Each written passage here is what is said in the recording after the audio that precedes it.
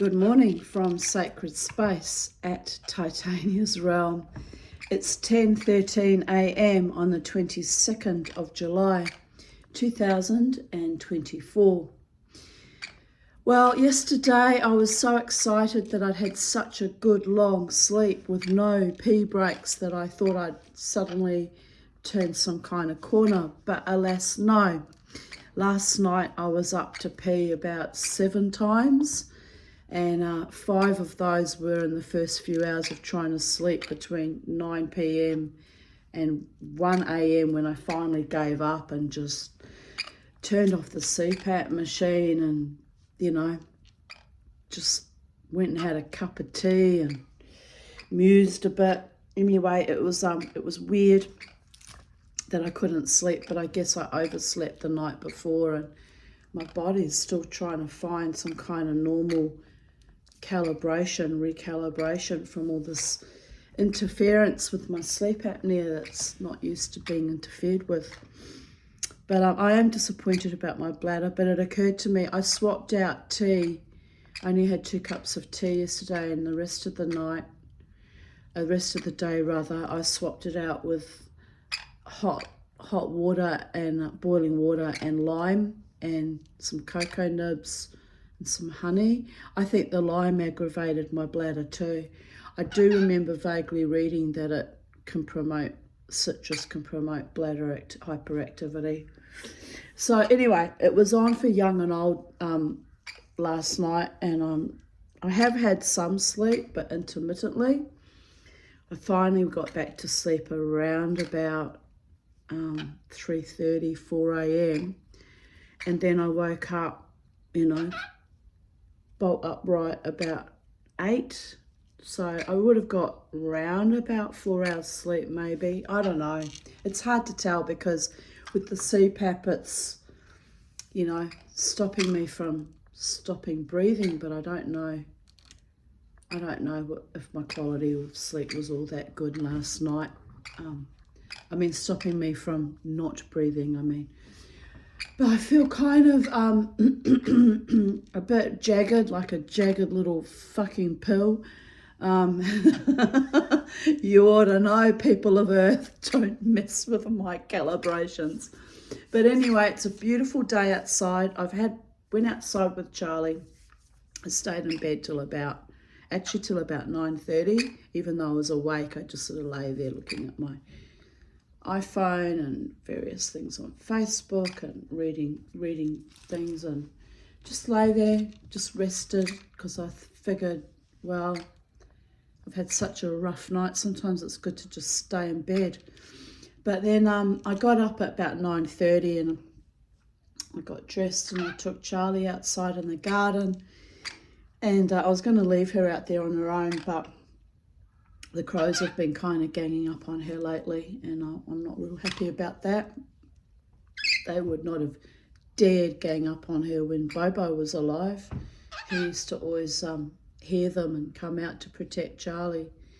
But they haven't hurt her, and I noticed she fended one of them off the other morning quite dramatically. The bird's 3 times her size, and he backed off very, very quickly when he realised she meant business. But they come as a breeding pair, and I just worry about her being out there on her own. Also, as the weather warms up, I'll have to worry about the snakes, the carpet pythons coming for her too.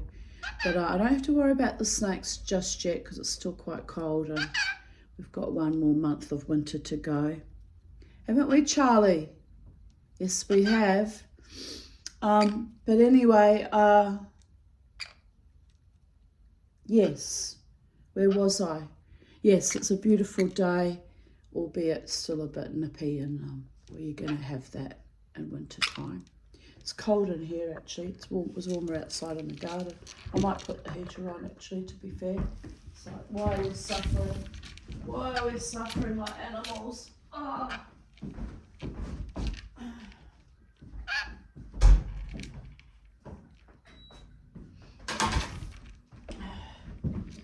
I went out dancing on Friday night with bad sciatic pain that had started Thursday-ish, or anyway, definitely started Friday morning. And I just, as I always do, I pushed myself through. I didn't even have painkillers on board.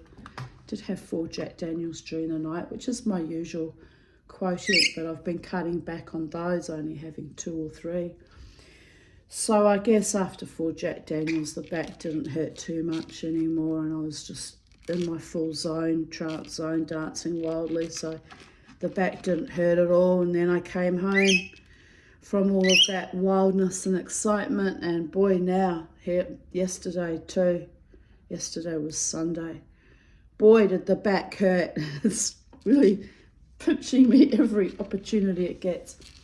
But it was not because of the dancing, it was already playing up beforehand, so I probably shouldn't have aggravated it by doing all that, but it's what I do. I just refuse to submit to, I mean, what's a sore back? It goes away after about 4 or 5 days, sciatica, sometimes a week. So I'll come good. And if I feel good on Friday, I'll be out dancing again. Bad back or no bad back. So I'm very,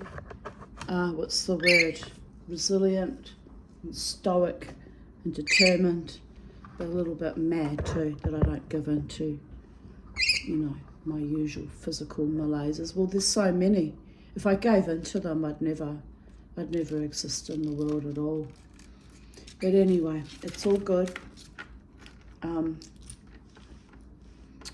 So I lay in bed last night, but feeling the pain running down both the bones down, both my legs aching. They still ache actually.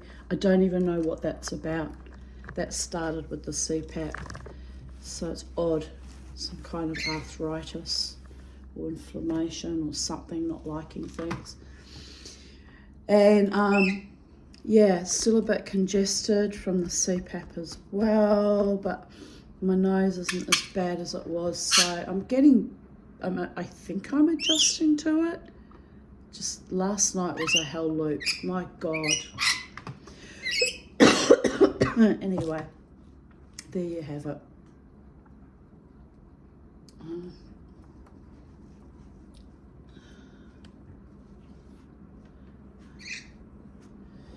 So we'll carry on. I'm just wiping up bits of Laura Cooch shit because she just does what she does. So we'll carry on with today's readings of Even Date, and it's titled Memories, 22nd of July 2024, Fighting Trolls and Other Adventures.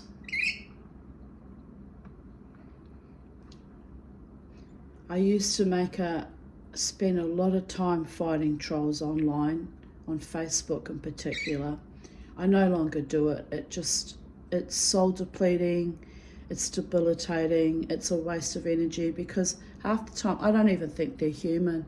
I think they're just bots, They come out with the most egregious, evil statements that lack basic understanding of the human condition, any sense of compassion or empathy or anything. It's like you're fighting against hordes of such sublime evil, and it's faceless. It's behind a computer screen. You don't know if it's a real person.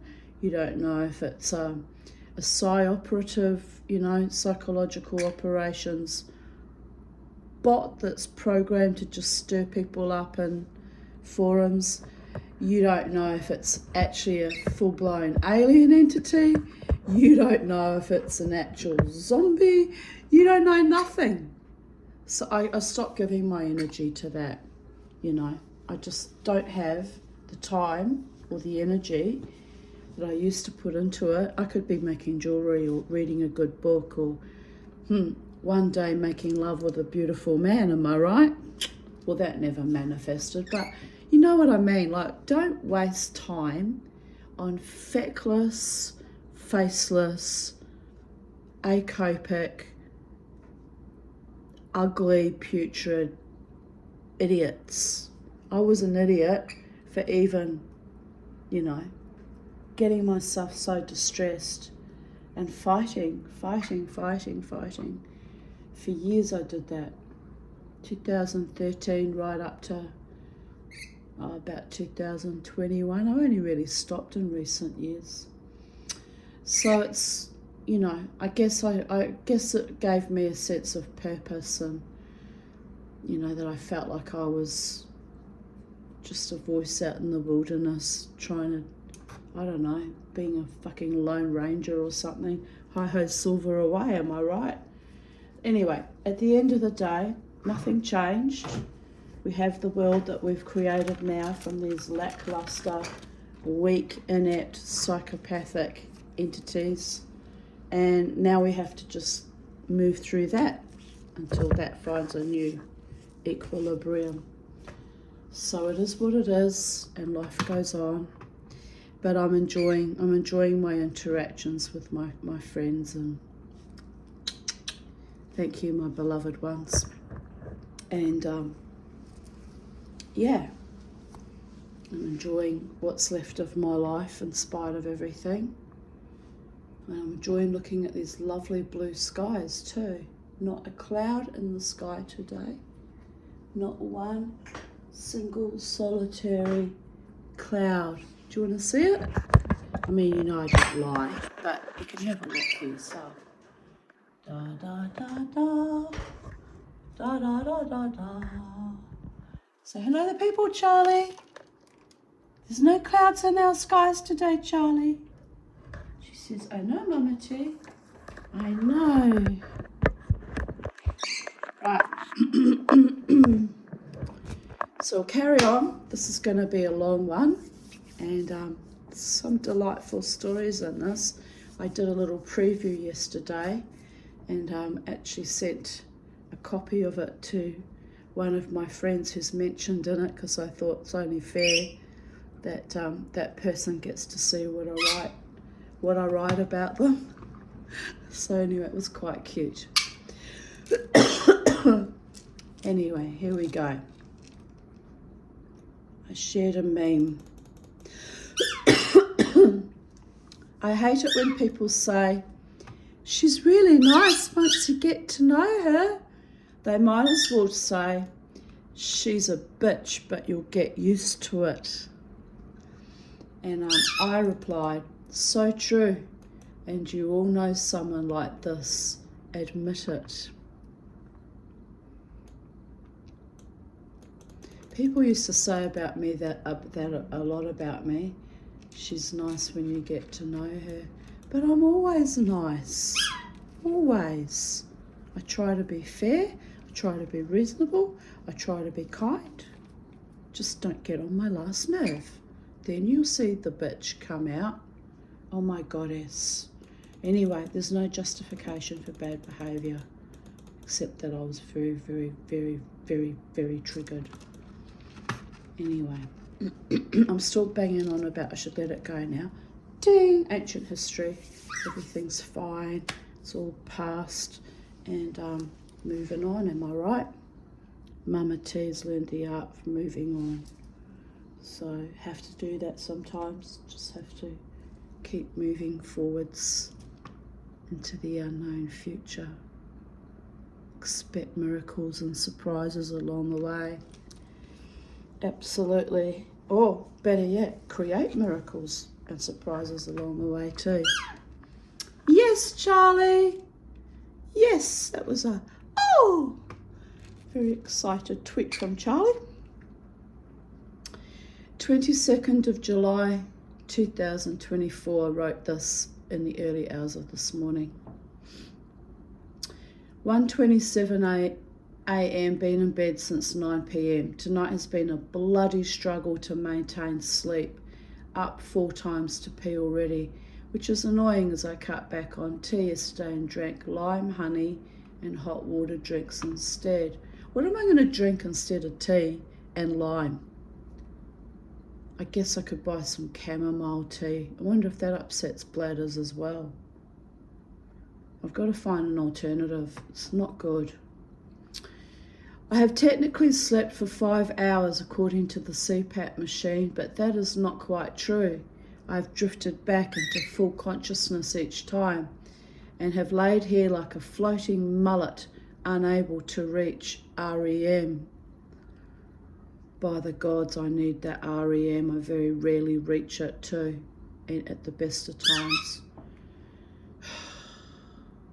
Well, maybe yesterday I had lots of REM, sleeping, uninterrupted for 11 hours. That was good.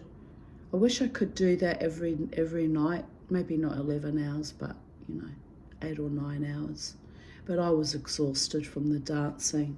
I came home from the dance in the early hours of Saturday morning, and I only slept 4 hours, and then I was ding up and at 'em again. So yeah, it was Saturday night sleeping 11 hours was awesome, and then last night just how about no girlfriend. Anyway, damn it, my sciatica is hurting badly too, also the bones on my legs. Already told you that. I thought I was improving after the previous night's long rest and 0 pee breaks. Always 1 step forward, 2 steps back in psychedelic dreamers world. So frustrating.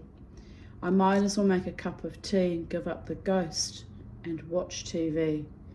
Yes, in the middle of the night, around about 2ish, I was commenting on a video that was shared on YouTube that they've legalised psychedelics in clinical settings now, and I would have liked to have given that a try to cure my CPTSD, but my psychiatrist won't let me. He's worried that it'll further defragment me and set me back and make me even worse. And there's a chance that could happen, so I'm not taking the chances, but I am a bit envious of those people that have been able to heal their minds in that way. It's like the other risk is, as I commented on the videos, my lungs shut down under certain medications. Like when I had the gallbladder surgery, I actually died for a few moments because my whole respiratory system shut down, and it did it again,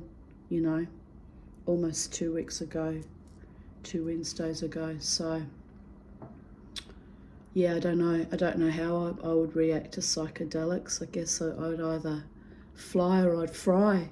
You just gotta worry about the frying part.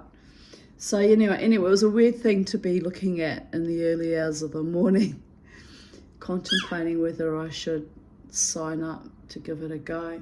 But anyway, they say it's very expensive, but then the person that's implementing it says you can get it a lot cheaper and get around it. So who knows? But it's all about setting, and I don't even know if I'd feel safe even in a clinical setting, with strangers in white coats. I mean, look how I freaked out right off my nut when I had to have the sleep study. I don't like being around strangers when I've got to lie around in a bed being vulnerable. It's not cool. Anyway, here we go.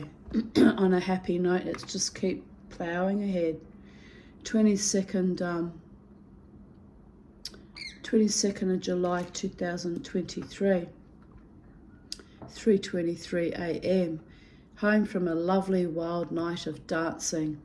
Exhausted but satisfied, I gave George a lift home as he was packing up as I was leaving. Alter egos, my handsome, talented men. That's how I refer to them now. We've been friends for a long time. I'm not joking, I mean it. They are all handsome and talented and men. So it sounds flirtatious, but I'm actually quite serious. Alter egos, my handsome, talented men. We're wonderful as usual. There was a lot of love in the live wire bar. Good vibrations. How I like it. My friend Jan Attridge wrote, "That makes for a great night," and I replied, "Absolutely." Although one of the regulars, a woman who's been coming along in recent months, told me tonight that she's just been diagnosed with kidney cancer. They will need to remove one of her kidneys and her bladder as well. I was horrified. She goes in to see the specialist on Tuesday. I told her I would pray for her. She says she will be fine, as they caught it early. Holy hell. But she danced wildly and joyously all night long, so I was actually quite proud of her spirit. And I didn't get to follow up on how she's going or what happened with her. I mean, I hope she's come good. They can do a lot for cancer now. Got amazing treatments for cancer now. Because I left that live wire bar space on the 5th of August, and I'm not going back. So I hope that lovely woman is okay and, has been able to go into remission or heal her cancers.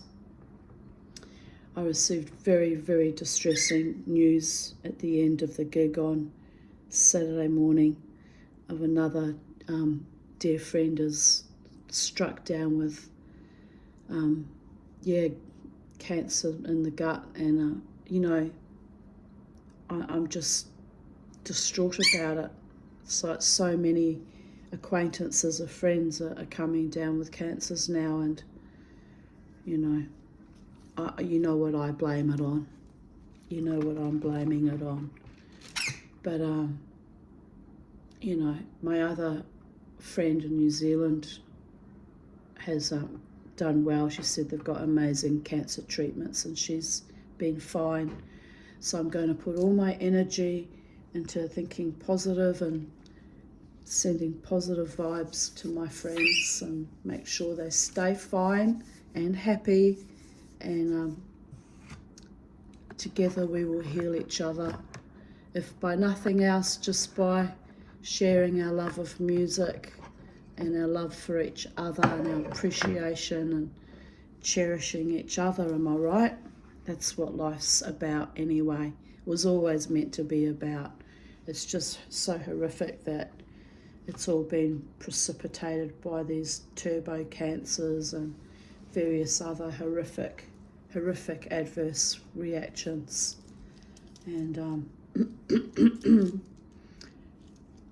so I'm very frightened for all my friends. But I mean, I've had my battles with cancer too. The skin cancers, and I have polyps that I grow in my bowels that I'm not actually doing anything about, which kind of puts me at great risk too, because the hospital was just too abusive. Don't ever get near my body again. I've made up my mind. But so far so good. I'm holding it together, literally. Just dealing with my sleep apnea for now, so that can maybe resolve my bladder, and if my bowels start to pack up, well, I guess I'll be fucked. But one mustn't think about that. One must think positive. I'm strong, I'm powerful, I'm healthy, I'm a force of nature, and I heal myself daily to the 10th generation before me. I'm in love with life, with my beautiful soul friends, with my bird, with my planet. I'm full of joy and peace and light. And this is how I reprogram my brain.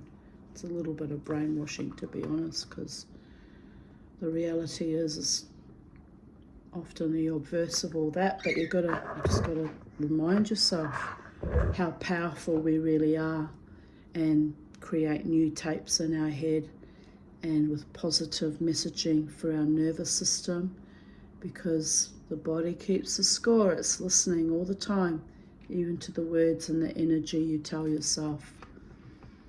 I'm capable, I'm healthy, I'm powerful, I'm deeply loved. And you just keep saying that over and over and over again, till one day it becomes your reality, people of Earth. I mean, yes, you've got to you've got to take steps to ensure that it's a reality by guarding your health, but a lot of it starts from in here. Joe Dispenza teaches that too. 9:56 a.m. This is still on the 22nd of July 2023.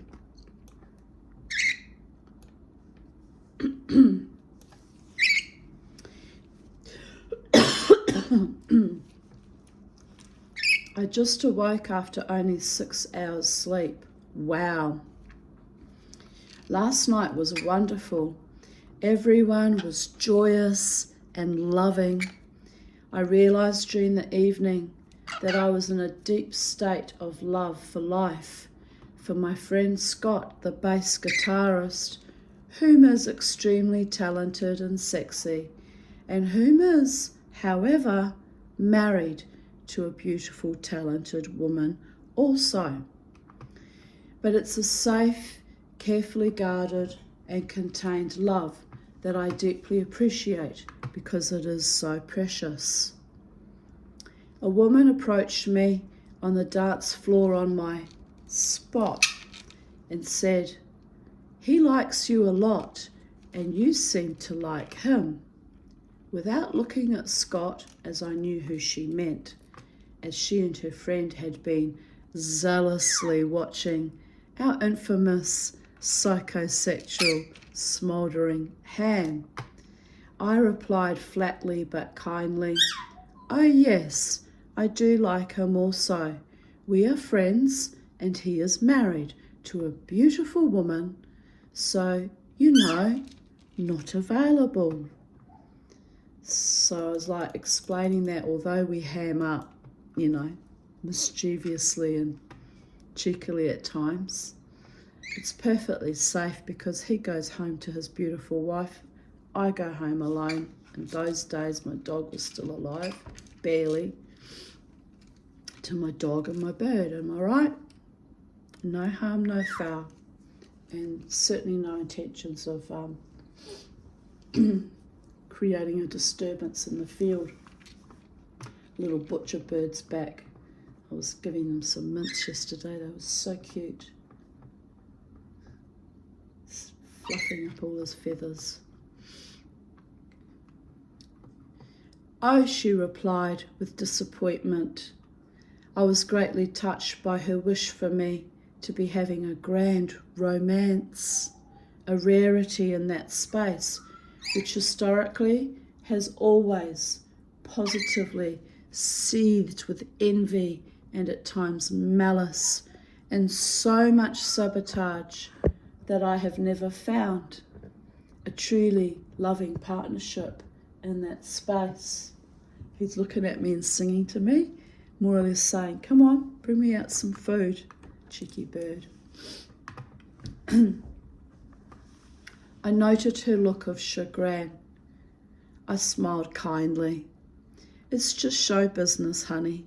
Razzle-dazzle illusion. But we are fond of each other. I've been dancing for this band for 12 years. Well, it's 13 or 14 years actually, I worked it out, because I started dancing. It must be 13 years, because I started dancing out in the Brisbane music scene in 2011. So it's 13 years now. But I also used to see them prior to that. I used to dance at the Greenbank RSL. So he probably was dancing for them even back then, but I didn't know them then, She went and sat back down with her woman friend. They muttered quietly together, looking at me in amazement. I was struck by the kindness that they seemed disappointed for me that I don't have a love partner, but I bemusedly recognised the shift in consciousness that for once, just once, someone had witnessed the powerful agape love, our muse, our spiralling entangled spirits, and had wished for me more. A sweetness. They really were very sweet women, coming along to encourage me in a way. Probably seeing that, you know, the way I was interacting, that it is just kind of a cosplay that can't go any further, am I right? And probably wondering, you know, if we were a couple, because it sometimes looks like that. Because we are, you know, we are friends. We do adore each other.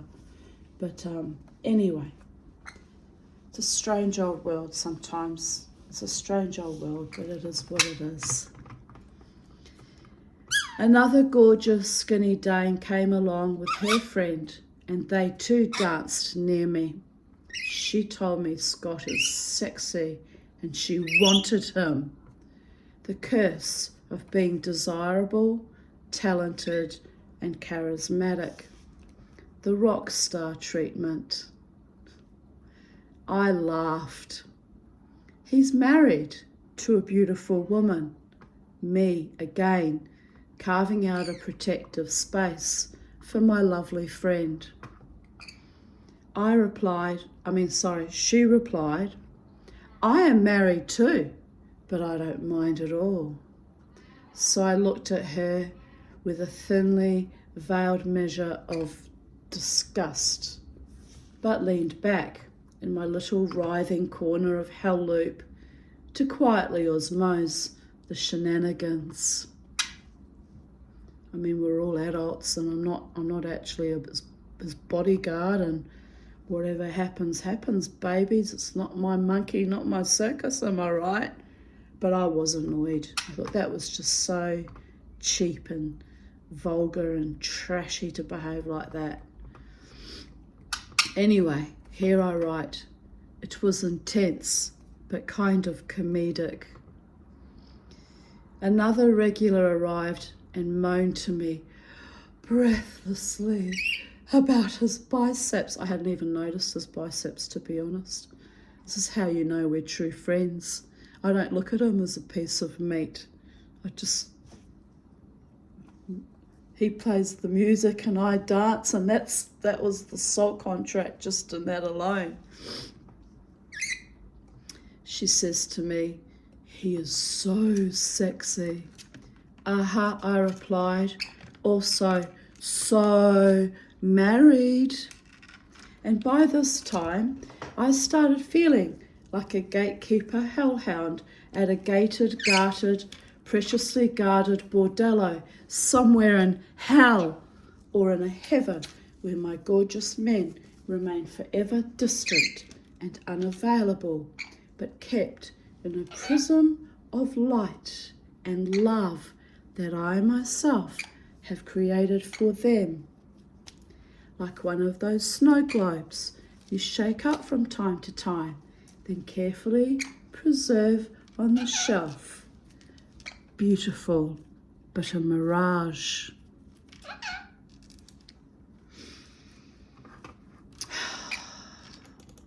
Like a hologram, where all can see the reflection in the reflexive, carefully protected, ennobled love, but no one can sully, sabotage, or desecrate it. Then I chilled the fuck out.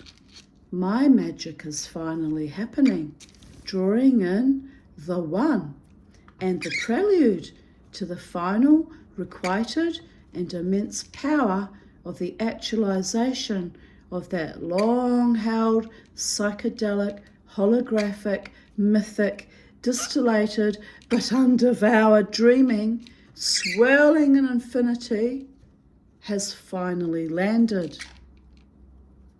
I am loved. Really, truly, greatly loved, valued and cherished, protected and adored by my beautiful and handsome soul friends who wish me only the very best and most delightful manifestations of desire, passion, and love, who watch me each week work my magic, to manifest a deep love that is untainted. After decades of ghastly horror, a purity and a distillation that only the gods can partake of and stay sober. Yes, my love. Her blood's worth bottling, innit? Aight, laughter in the spheres.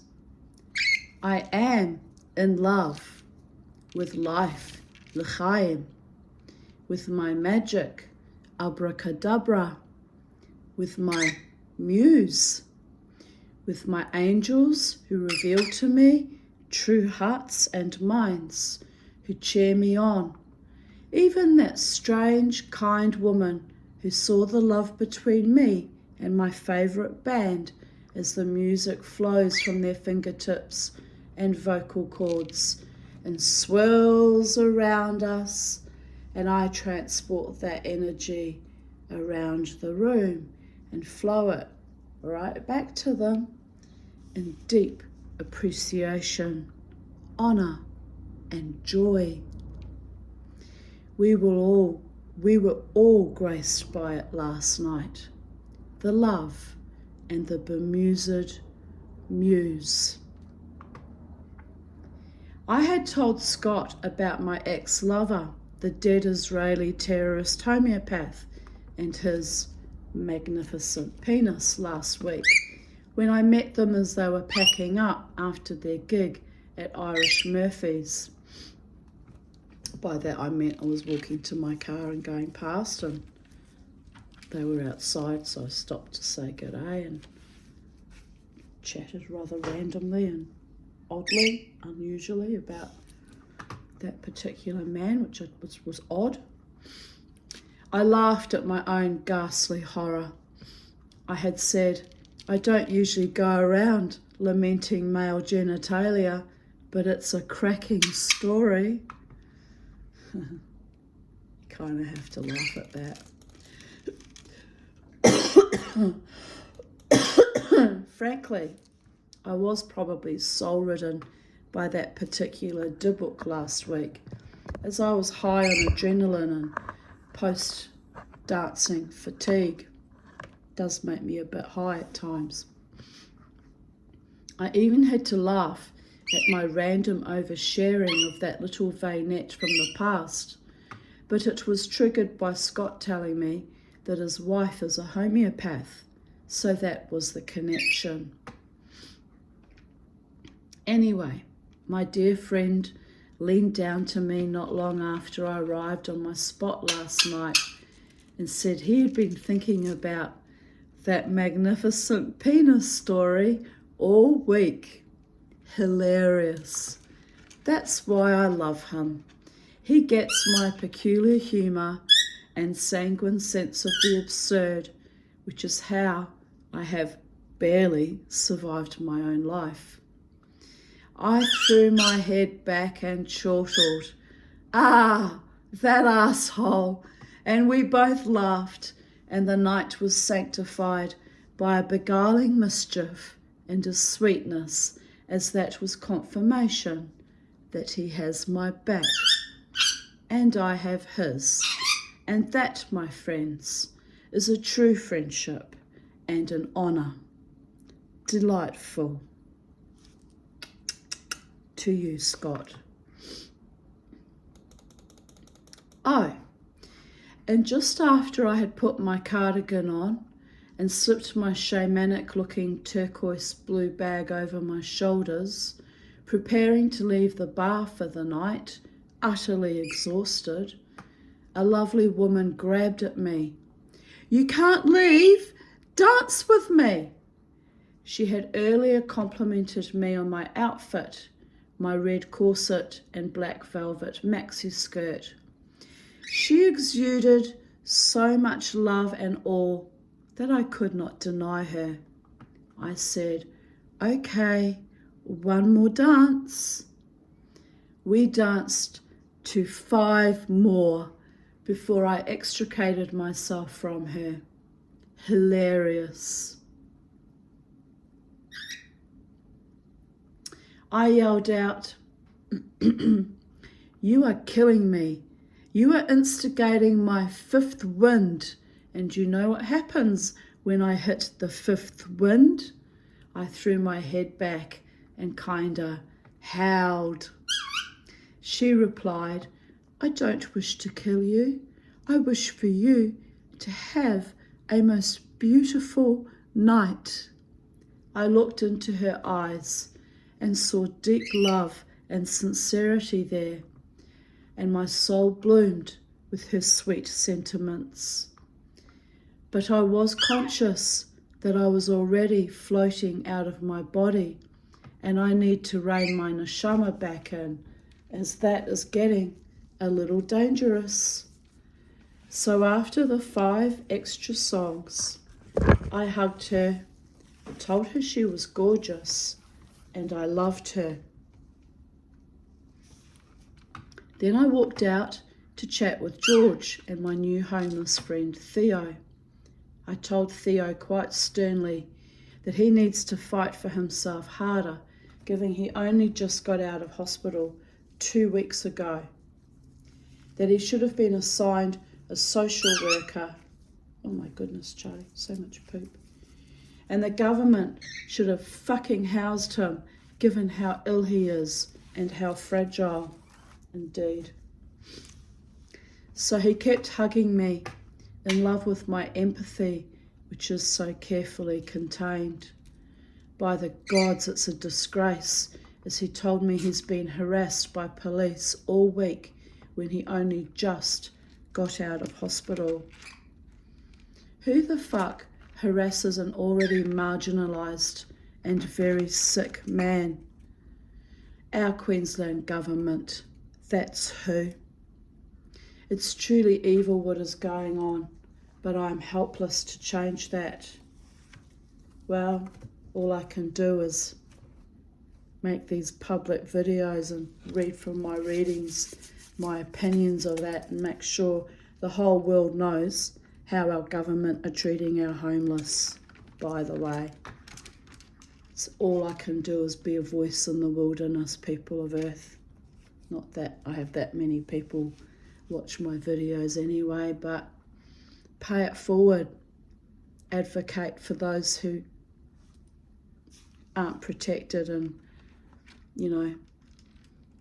are vilified just because they're sick and homeless and vulnerable. It's completely perverted and evil.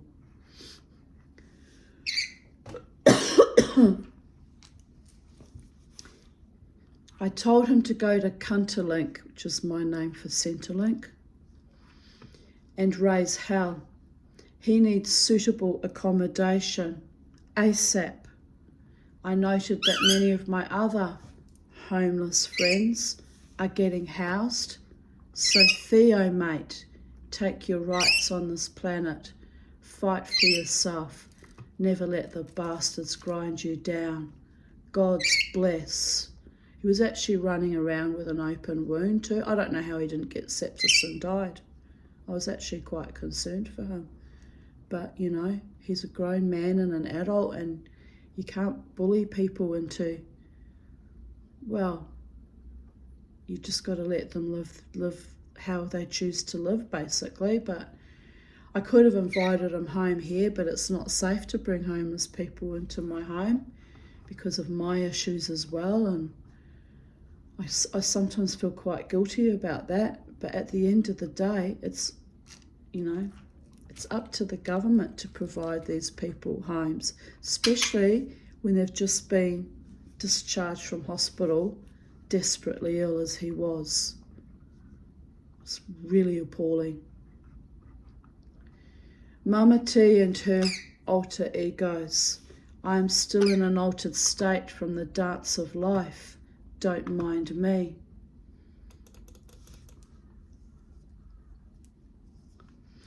(1:11 p.m. My liver is aching, which is weird as I only had 1 Jack Daniels last night. Probably just exhaustion and too many fried foods this week. Oh dear goddess, yes, I have to avoid those too now. I will have to nurture myself more carefully. It's a glorious day. The dog just vomited, which is a concern, but he is now observing the garden and Charlie's shenanigans. It's warm, so we're sitting in the sun, nourished by the quiet, blissful afternoon. I am happy, peace, and that was on 22nd of July 2023, and my dog died on the 1st of August, only a couple of weeks later. Well, 8, 9, 10 days later. I had no idea that he was so very, very ill. Came as a great shock.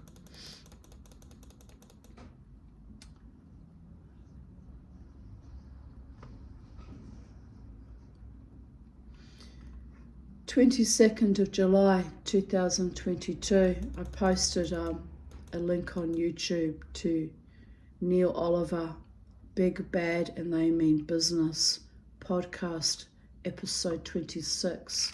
I adore that man, a wonderful, wonderful man, absolutely wise and sensible, wonderful man.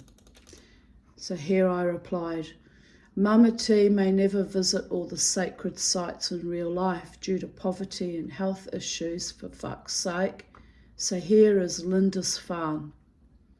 Lindisfarne was the first place that the Vikings landed in the British Isles, and of course they went in and took all the monks as slaves or killed them all and took all their gold out of their monastery, and but that began the Viking invasion of Britain when they invaded and attacked Lindisfarne. I'm loving Neil Oliver's love letter to the British Isles videos, as it means I can armchair travel. And who doesn't love a love letter? Time to write myself another one. Indeed it is. Haven't written myself one for some years. I promised myself a love letter a day a couple of years ago, and I wrote about, it was towards the end of, was after Christmas, between Christmas and New Year's. I wrote myself some really beautiful love letters, and I was like, remind me what I need a man for when I have this much soul in me that I can be my own man. But it was beautiful, but then it sort of started to feel a bit silly, really. But it's a good exercise when you're feeling a bit glum about not having a true lover man in your life. Woman of Earth, write yourself a spectacular love letter of the kind that you'd probably never receive from an actual man, because most of them lack the poetry and the muse. Am I right? Not all, but the majority. So write yourself the most gorgeous, soul-nourishing love letter, and on dark days when you feel full of despair and don't feel loved enough, or you've just had a great loss and someone close to you has passed, or your pets have passed, or some other horror besets you, read those love letters to yourself over and over again until you feel better. It's an exercise that I did do for myself. And never let go of the hope and the belief and the aspiration that there is real and true loves out in the world available to you. Don't know when, don't know where, don't know how it will manifest, but don't ever let go of love. Love is the law, love under will.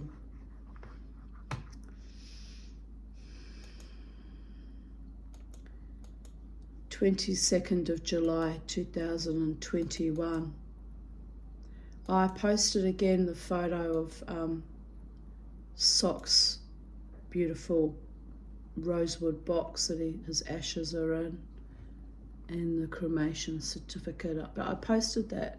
I'm sure that was up in my memories yesterday or the day before. Anyway, here he is again, my beautiful boy. And, and then I posted lots. Oh, Charlie, my goodness. She just ate a raisin, right, for breakfast with me only a couple of hours ago, maybe 2 hours ago, if that, hour and a half. She's already shitting raisin. My goodness, it's gone through her fast.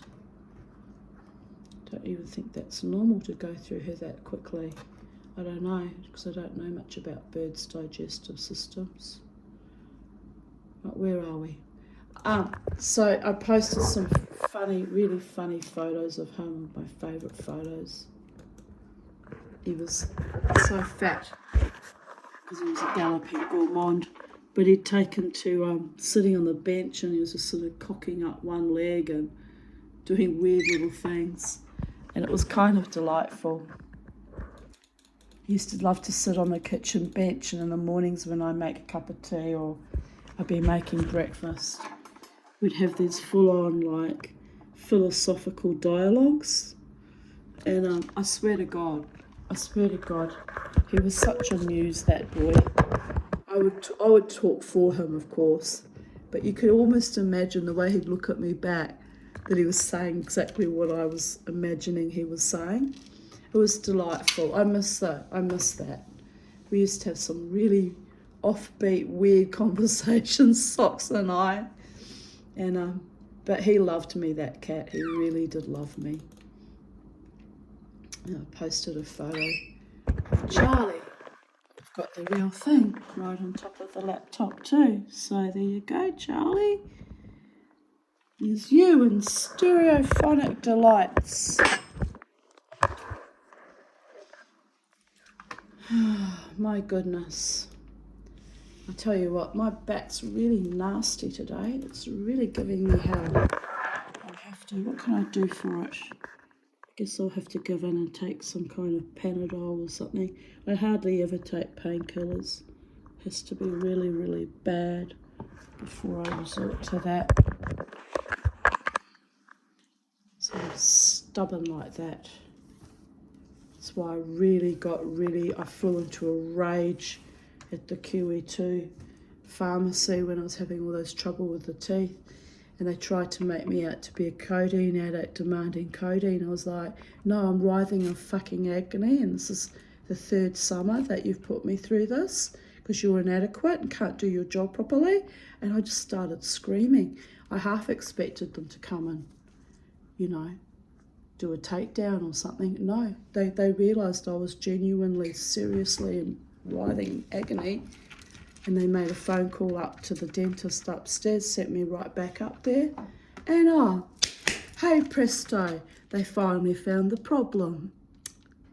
After torturing me for 3 summers, it took them that long to work it out. Like, I literally had to crack a complete mental berserker attack to get proper treatment in that hospital. That's how bad they are. Oh, by the way, they threw out my patient file as well. That was their last trick. So I no longer go to their dentists anymore. I go to, if I have to, which I try to avoid it, I go to the RBH now. But it's been a year since I last had a checkup with them, so I'm probably due again. I think they said they make you wait 2 years though. So at the moment, I don't seem to have too much issues with my teeth, so I'm just soldiering on, babies. Soldiering on. Another egg this morning, clever girl. It was you, Charlie, when you started laying eggs, freaking mama out. What year was that? What year was that, baby girl? 2021. But she started in December, pardon me, of 2020. She laid her first egg. 28th of December 2020. It was a bit of a shock. It was a complete mind flip. All this time I thought she was a boy. That's why I jokingly call her transgender psychedelic budgerigar. But she reminds me, she says, Mama, I was never transgender. I was always a girl. It's you who's stupid and couldn't tell the difference. This is true, Charlie. This is true. We've had a bath and are now perusing Mama T's knitting. Very cute. Very cute indeed. Yes, you're very cute watching Mummy doing her knitting, involving yourself like Beauregard used to in all my hobbies.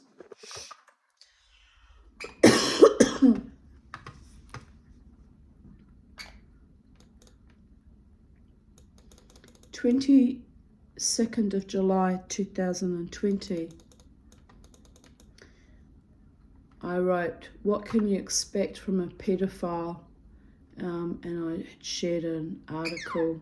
Trump sends well wishes to accused sex trafficker Ghislaine Maxwell at COVID presser, who really is, in my opinion, a fucking monster. I mean, I don't approve that someone tried to shoot him, to be honest, because like there's no excuse for that behaviour. But he really is a monster, a tyrant. It's just, oh well, America, the brave have become America, the fascist and the stupid. They'll probably keep fighting for that evil cunt. So what can I say? It's not my monkey, not my circus. I don't want him to be the leader of the not-so-free world, though. Ever. He should not have even had a crack at it the last time. So don't be stupid, people of America. I've had to block 3 weirdos on Instagram. I suspect they are new accounts made by the same weirdo that was using an American guy's photos but clearly was a non-English speaker. I don't know why they keep following me on Instagram. I'm not interested in internet dating. Hell, I don't even date in real life. These creeps get really desperate when you call them out on their bullshit. It's a tad disturbing, actually. 11:11 p.m. It's not like anyone else is as mad as I am, innit? A quote from Mrs. Chipper, the lady who steals chunks of rock and granite from famous landmarks for her collection. She chips off bits of rock and granite from famous landmarks. A message from my angels. Stay cool till after school. I'm actually quite knackered after finishing off polishing the copper in the kitchen and washing and polishing my beaded curtain as well. I still have the copper in the front entry and bathroom to do. A smell of smoke as I spent the day burning the lime tree branches, as I finally gave it quite a hard pruning and also burnt lots of leaves that had fallen. My arms ache, my legs ache, but I feel mellow and content after all the physical labour. I have been in a very strange mood for the past month and upset myself this morning dealing with some putrid, vile creep who accused me of being an Amalekite and an anti-Semite because I stated Israel is standing in her own excrement for harbouring, protecting paedophiles, in particular the 68 court sessions it has so far taken to deal with the lecherous, demonic bitch Mal Khalifa, who eventually did get extradited to Australia and is currently serving her time in an Australian prison, but it took years to get that bitch to face trial. It is rather confounding that I could be called these things when I am not the one raping children. So it just goes to show how deeply, profoundly perverted these people who moonlight on child abuse forums really are. worse than trolls. Also, the joke is on Bellend Bellini as, after all, whether he likes it or not, I am still a Jew. Might not have set foot in a temple or synagogue in about 7 or 8 years, but I'm still at my core, in my soul, in my neshama, a Jew. Odd, I know, given I dance wildly every Friday night, but it's not about my level of observance. It's about what's in my heart that counts. 22nd of July 2019, 2:45 a.m. I had a lovely day and or evening yesterday, but now I'm paying the price with insomnia and reflux. I'm itchy too. What a ridiculous life. Might as well make a cup of tea and read a book, except I'm tired. Nuts. That was just under a month after my gallbladder surgery, so I was still really struggling with getting my health back to some sort of equilibrium. In fact, it took about 2 years to recover from a surgery that everyone else bounces back from in about a week or two. It's just beyond bizarre. Oh, what are you doing, Charlie? Here I posted an article, video from sbs.com.au. Why is nursing home food so bad? Because you're dispensable and they're going to kill you soon. On average, you last 2 years in a nursing home. Then they give you 2 pain patches in one day and aspirate you, like they did to my beautiful friend Elsa. They're fucking bastards.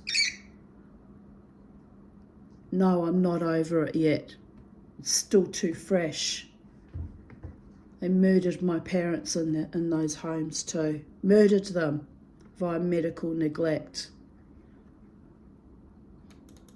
Anyway, here I write, appalling. They did this to my mother, fed them diet lemon cordial that I used to try to persuade her to drink until in frustration one time, I tasted the vile stuff. It tasted just like bleach.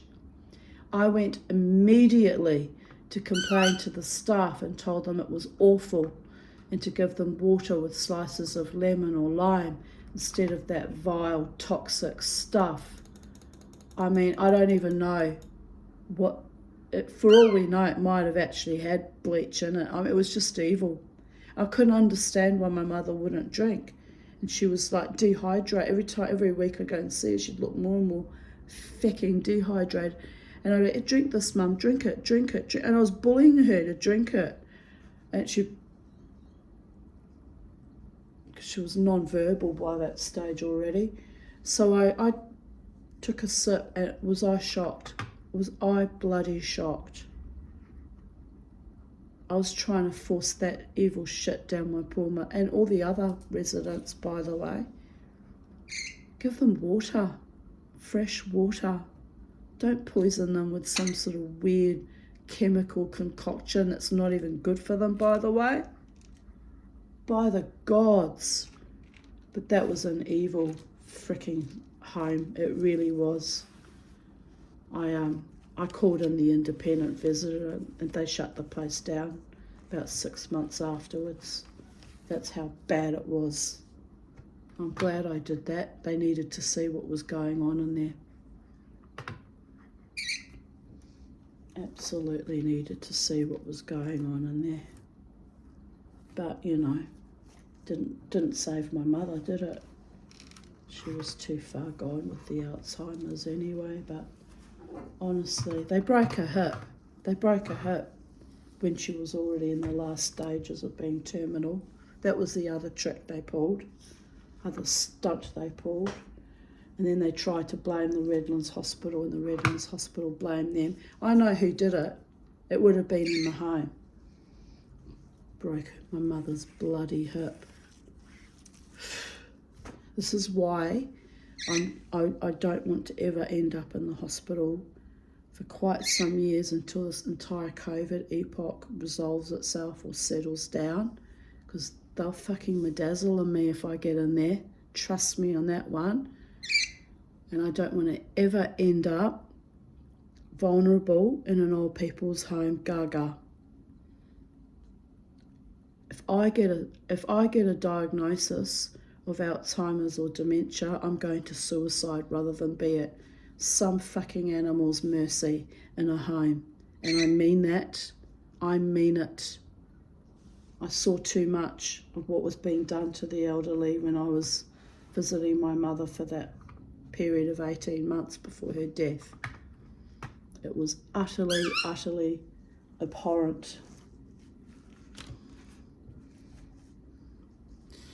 22nd of, what have we done, Charlie? We've flipped right out of where we were up to. Oh, dear goddess. All right, well, we have to go back. Where were we?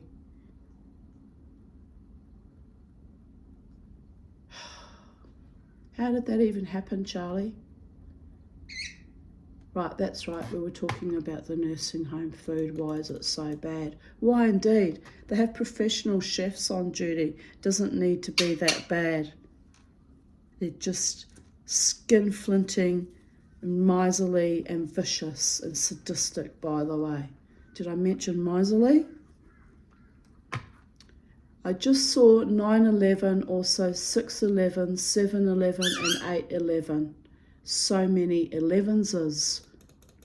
What mischief, mayhem, magic is the universe up to this evening, while the psychedelic dreaming, undeadable Tanya lounges on her couch? Only the gods can know. Pardon me. Time for a cup of tea, methinks. Indeed. Then I see again 11:11 p.m. Make a wish. So when I see constant number sequences like that, I sit up and take notice, because it's kind of like something spiritual is being downloaded, or I'm being warned of something, or sometimes it's a good thing, sometimes it's a warning.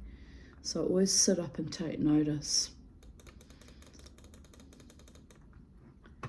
22nd of July 2018, so we're talking 6 years ago now. Last night I went dancing at the casino with Jenny.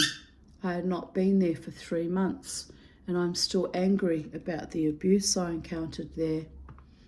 However, it was bitterly cold last night. We went to the city by bus.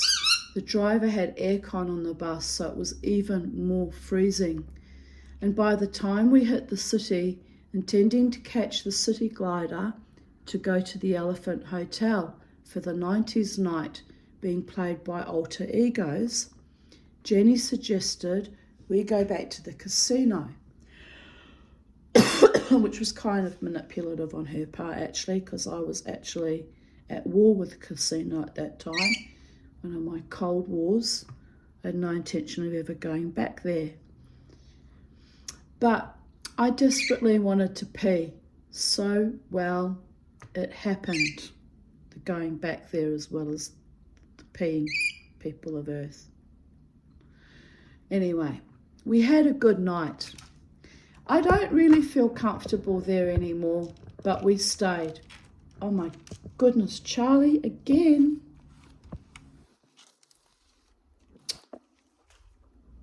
That's when it's flipping out when I do that. Now I understand what's happening, Charlie.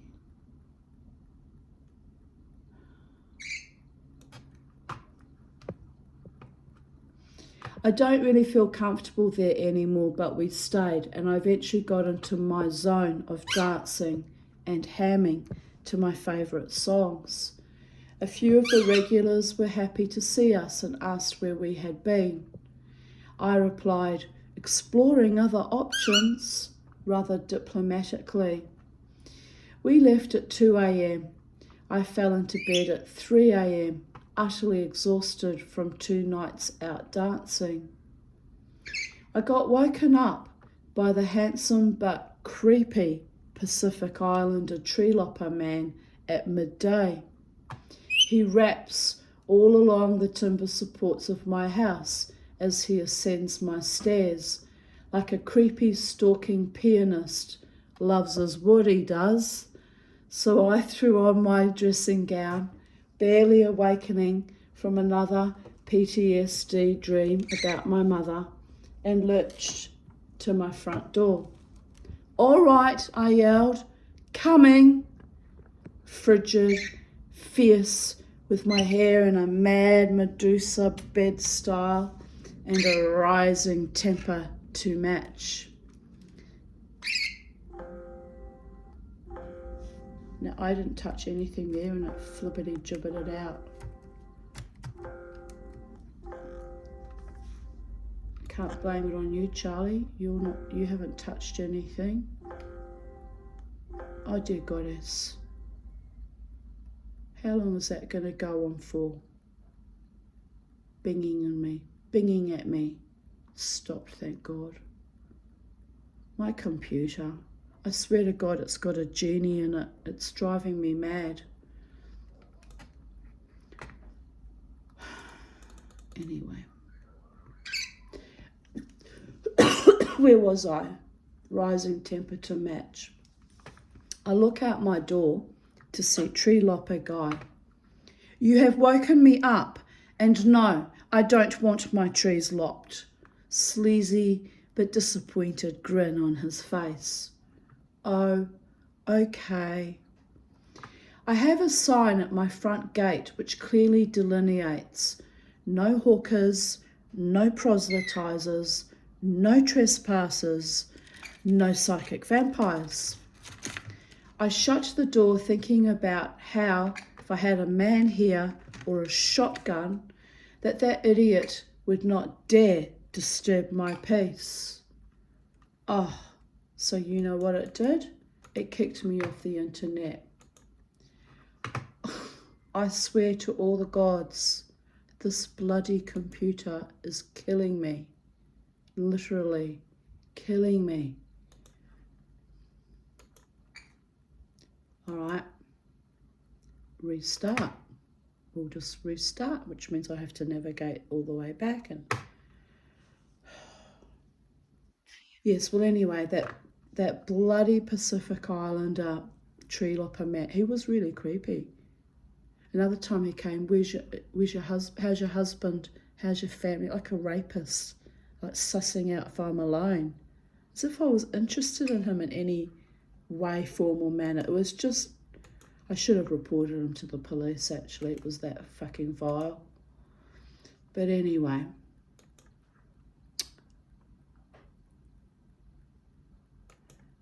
let's just get back to where we were. We're going to complete this task, people of Earth. There's a few funny little stories still to be told. We must not give up. We must not let this computer force me to give up. I will not give up. I will not give in. I will not cede. I will not yield. I will not quit. By the gods. We've got to get up to page 17. So it's going to take a few minutes.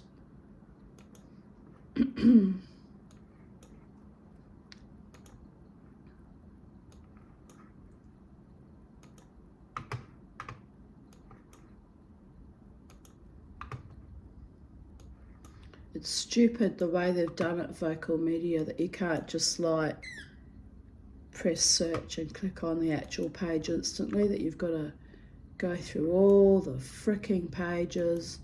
It doesn't take that long, but it feels like forever when you know people are waiting on you to do it. But yeah, how weird that I got kicked off the internet again. First that weird thing, and then bada bing, bada bang, bada bing, bam, boom. Right, also I was on page 16, not page 17. Wow, the year's disappearing. Right, here we go. We're back in the room. We're back. We'll just find where we were at and we'll keep going. We'll keep going.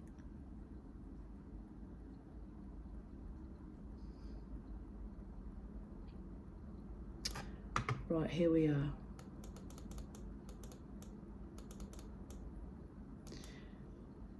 I had just said I shut the door thinking about how if I had a man here or a shotgun, don't ever give me a gun, people of Earth. I've got such a bad temper, I'd be dangerous. That idiot would not dare disturb my peace. Well, I don't have a bad temper. I control it very, very well. But still, I don't ever want to have a gun. I'm scared of guns. Guns are not nice. Guns kill people in the hands of the wrong person. They're very dangerous.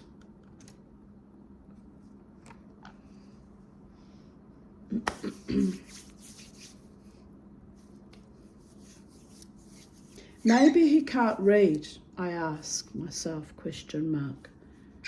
Always trying to give people, you know, the benefit of the doubt when really he was just fucking creepy and inappropriate, but maybe that's why he's a tree-lopping, woman-harassing pest. Or maybe he is as thick as bilgewater and gets off on waking women at midday. I soothe my ire. It's Sunday. It's midday. But who the hell goes selling their wares on a Sunday noon, indeed? If I had been more awake, I would have remembered his melodic modus operandi of hammering along my house instead of knocking on the front door like a normal human. I mean, even that was odd behaviour. Then I would have ignored his knocking completely. Arg, not getting out of bed today. I quickly let the chooks and Charlie out of their cages so they can have freedom in the garden. Scoffed down porridge I reheated. Oh dear goddess, Charlie, that was a lot.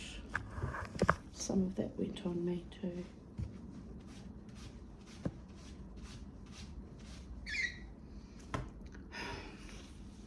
Scoffed out porridge I reheated in the microwave, hurled my body back to bed.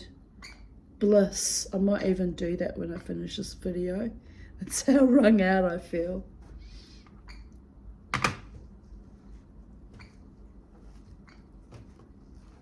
Right. Mama T is, oh, that just keeps getting worse and spreading exponentially. Yuck. Charlie. I'm going to have to rinse this out. I can't take it anymore. Sorry, guys. We're going in the bathroom. We're going in the bathroom. There's just too much shit for me to cope with right now. It's like sometimes I couldn't care less, but this is just too much, even for me. Oh, dear goddess. Charlie. It's just epic, girl. Oh, gross.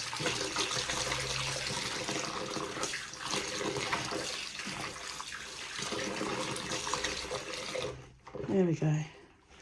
This will give us something a bit cleaner to wipe off things with. Oh. Right, here we go.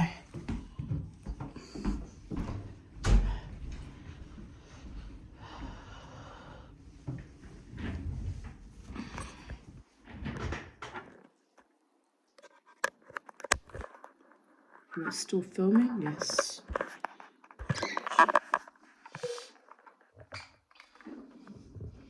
Oh, it's just like epic splatter.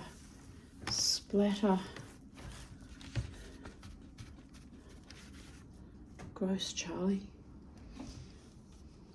Right, I wrote. Mama T is out of bed, showered and purved of dreck and dross, ready to face the hag and seize the day. Running thoughts tell me I'm a tad hypomanic from dancing too much and pushing my haggard, obstreperous, sleep apneaed, knock-kneed, hobbit body beyond her usual sedentary existence, which just puts me into kind of shock, to be honest. And it was exquisite, it was formidable, it was fierce. But now I must accept my limitations for a few days and prepare for another supercharge next weekend. And she did it to me again. Charlie, my goodness, you're going to go back in your cage. It's just been constant running shit all morning. This is insane how much you have shat.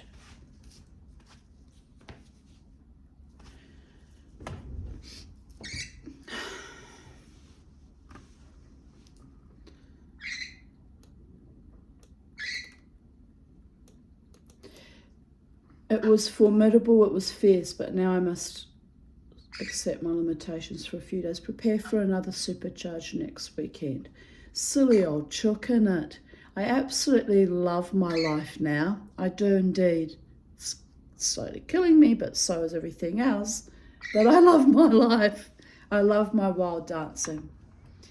It is a miraculous blossoming. Later I wrote, it's jumping around without me touching anything. Later I wrote, hungry as a horse. And here's a photo of me. This is all still in 2018. Having smooches with my bird. My beautiful Charlie and I. Having kissy kissies, Charlie. Yes. He was a lovely bird when you did kissy kissy and not the shitty poopy kids. She's thinking about it.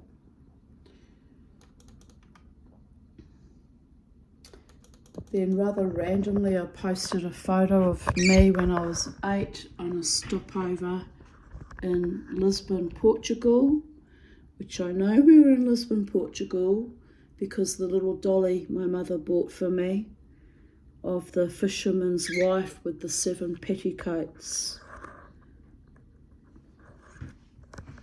It's a traditional motif from Portugal. I've still got that doll. Do you want to see it in real life? I'll go and get it.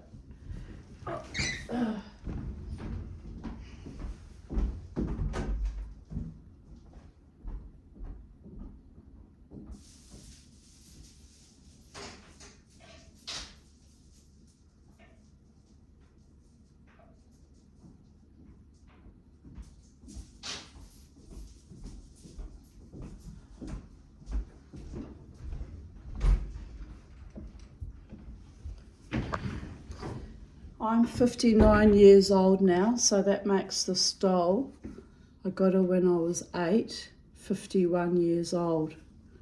She's faded out quite a lot, but I always cherished her because I thought she was quite gorgeous, and you could wrap in winter, you know, you could wrap her headdress over her to keep her warm, you know. She's got the little basket on her head where they used to put the fish that the men brought back from the fishing boats, and she's got the medallion of I don't know,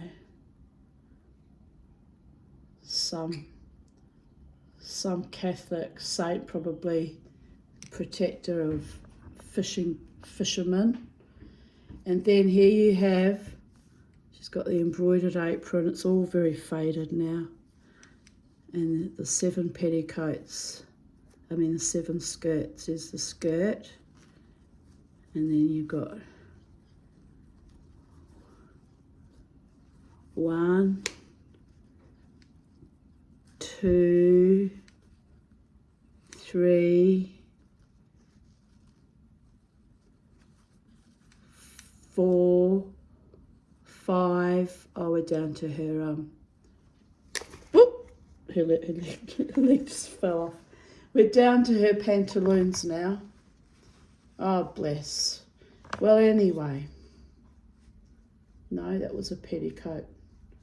Let me see again. 1, 2, 3, 4, 5, 6, plus the skirt, plus the I'll have to glue that on. It's literally cracked right off.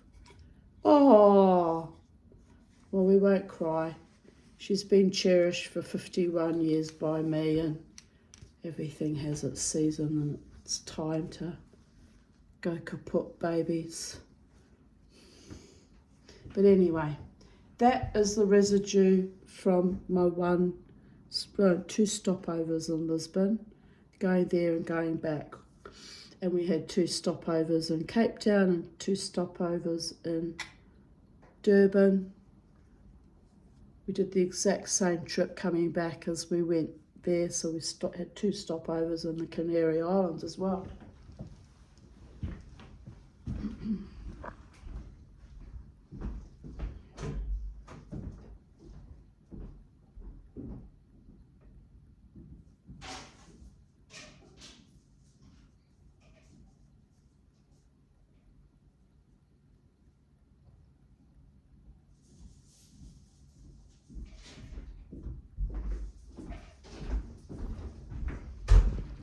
Also, putting her back, I need to do dusting all through this house. It's going to be epic. There's so much stuff to dust. I'm dreading it. Yesterday I did get the glass cleaner. I cleaned my window and I cleaned all the glass and the furniture and the mirrors here in the front lounge, but I still have to do the actual washing down of all the actual dust on all the ornaments. And yeah, it's dusty in my studio where I got Dolly off that bookshelf. It's dust everywhere, and I don't feel well. Don't want to deal with it, but it's got to be dealt with. It's not going to go away by itself. And my cleaning lady doesn't do dusting; she just does the floors in the bathroom. So also, I don't really want to get them to do dusting and that because there's so much valuable bits and pieces that if it gets broken, I'm not insured and I'll be really fucking upset. So it's better I just pull my finger out and do it myself, but I've really let things go. I really have. I've been too busy making videos for YouTube and dancing in the weekends and then being exhausted afterwards. So I've really been a bit naughty and let this house go a bit.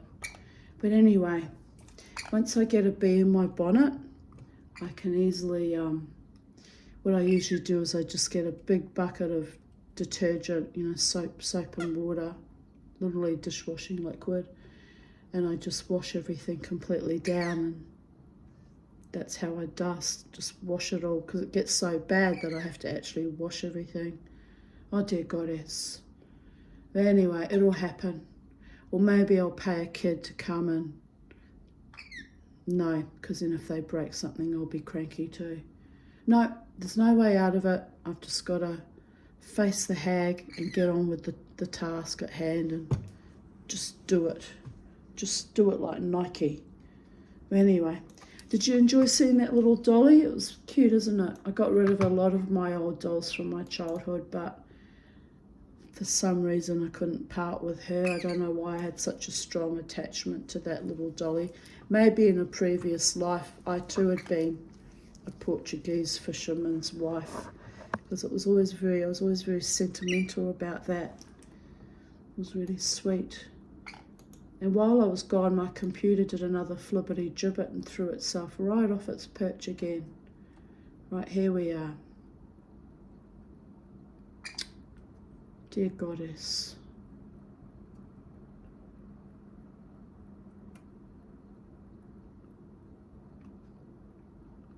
My beau is loving having his mama tea home for epic snuggles. Ah, this is a beautiful photo of the two of us, it really is. The way he was looking up into my face with such adoration. Just gorgeous.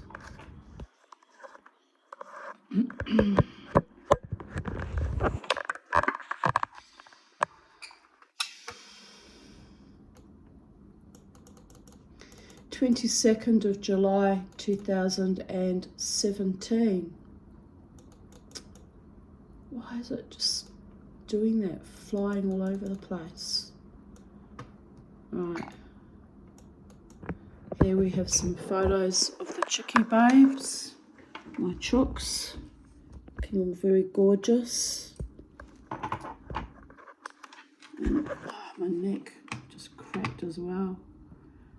This getting old bullshit is just not for sissies, is it? Like her foster mother, she is intransigently beautiful in her madness. Sophie, she was quite lunatic, that cat. I miss her terribly. She was a lovely cat, but she was bonkers. Completely bloody bonkers. But oh well, she loved sitting outside on that little box. Happiness is a lunatic scatter cat lying in the sun. What, Mama?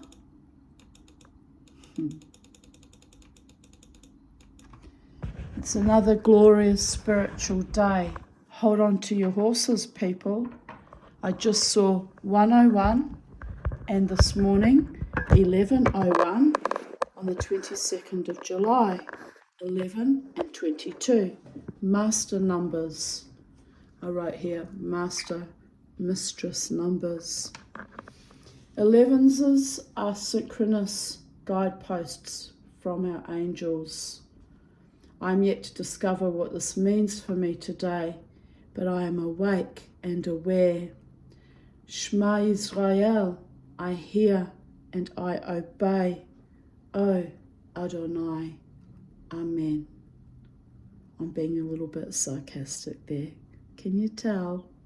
But I did start hearing the spirits communicating only about 3 years after that, so I was riding some kind of weird spiritual sine wave, I guess. Here I write, 5 months until my kid comes home. I'm looking forward to seeing her again. I wonder what she will make of her mother and her new version of herself. Clearly not very bloody much since we're estranged now, but you get that. You get that. It's not the first time, it probably won't be the last, and you just got to laugh about it sometimes. The Phillips, Aarons, Petula, Meyer bloodlines and all their fractured, disconnected ugliness. It's what it comes down to in the end. Charlie is in the house. I'm in love with the rainbow body. Charlie was, she had only just come into my life in March of 2017. And we really were quite in love with each other. Weren't we, Charlie? She fell madly in love with me at first sight, which is why Jenny and her daughter gave her to me, actually.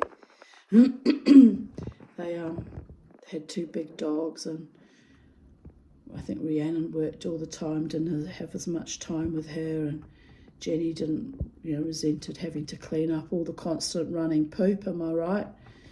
So, but anyway, I went to visit them, and Charlie was, who are you? And I was like, well, who are you? And it was love at first sight. And then miraculously, they gave her to me, and she's been with me ever since. So, 2017, Charlie. Yes. What is that? That's 7 years of you've been with me. 7 years, baby girl.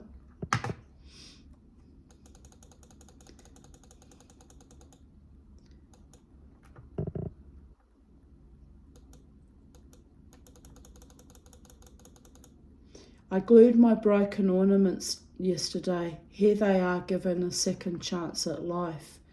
Virgin Mother and Crone, the Shekhinah goddess. Actually, the Shekhinah is the female presence of God, like the female divine expression of God.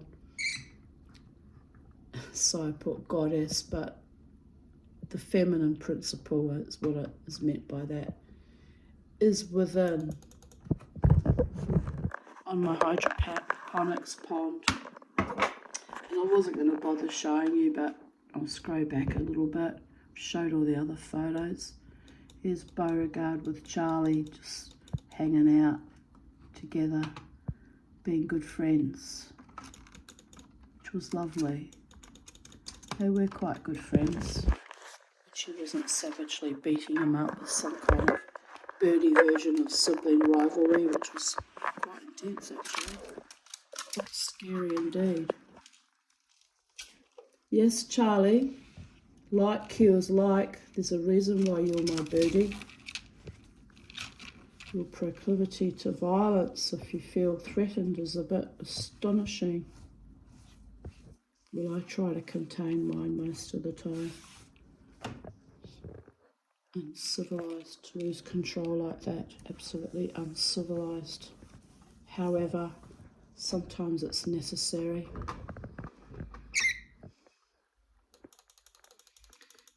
Here I write, the prodigal son is back. My Mushu, for his powers are surely beyond ordinary mortal and feline imagination. Oh, my little one. He was a funny little bugger too. Strange little pussycat he was. Yes.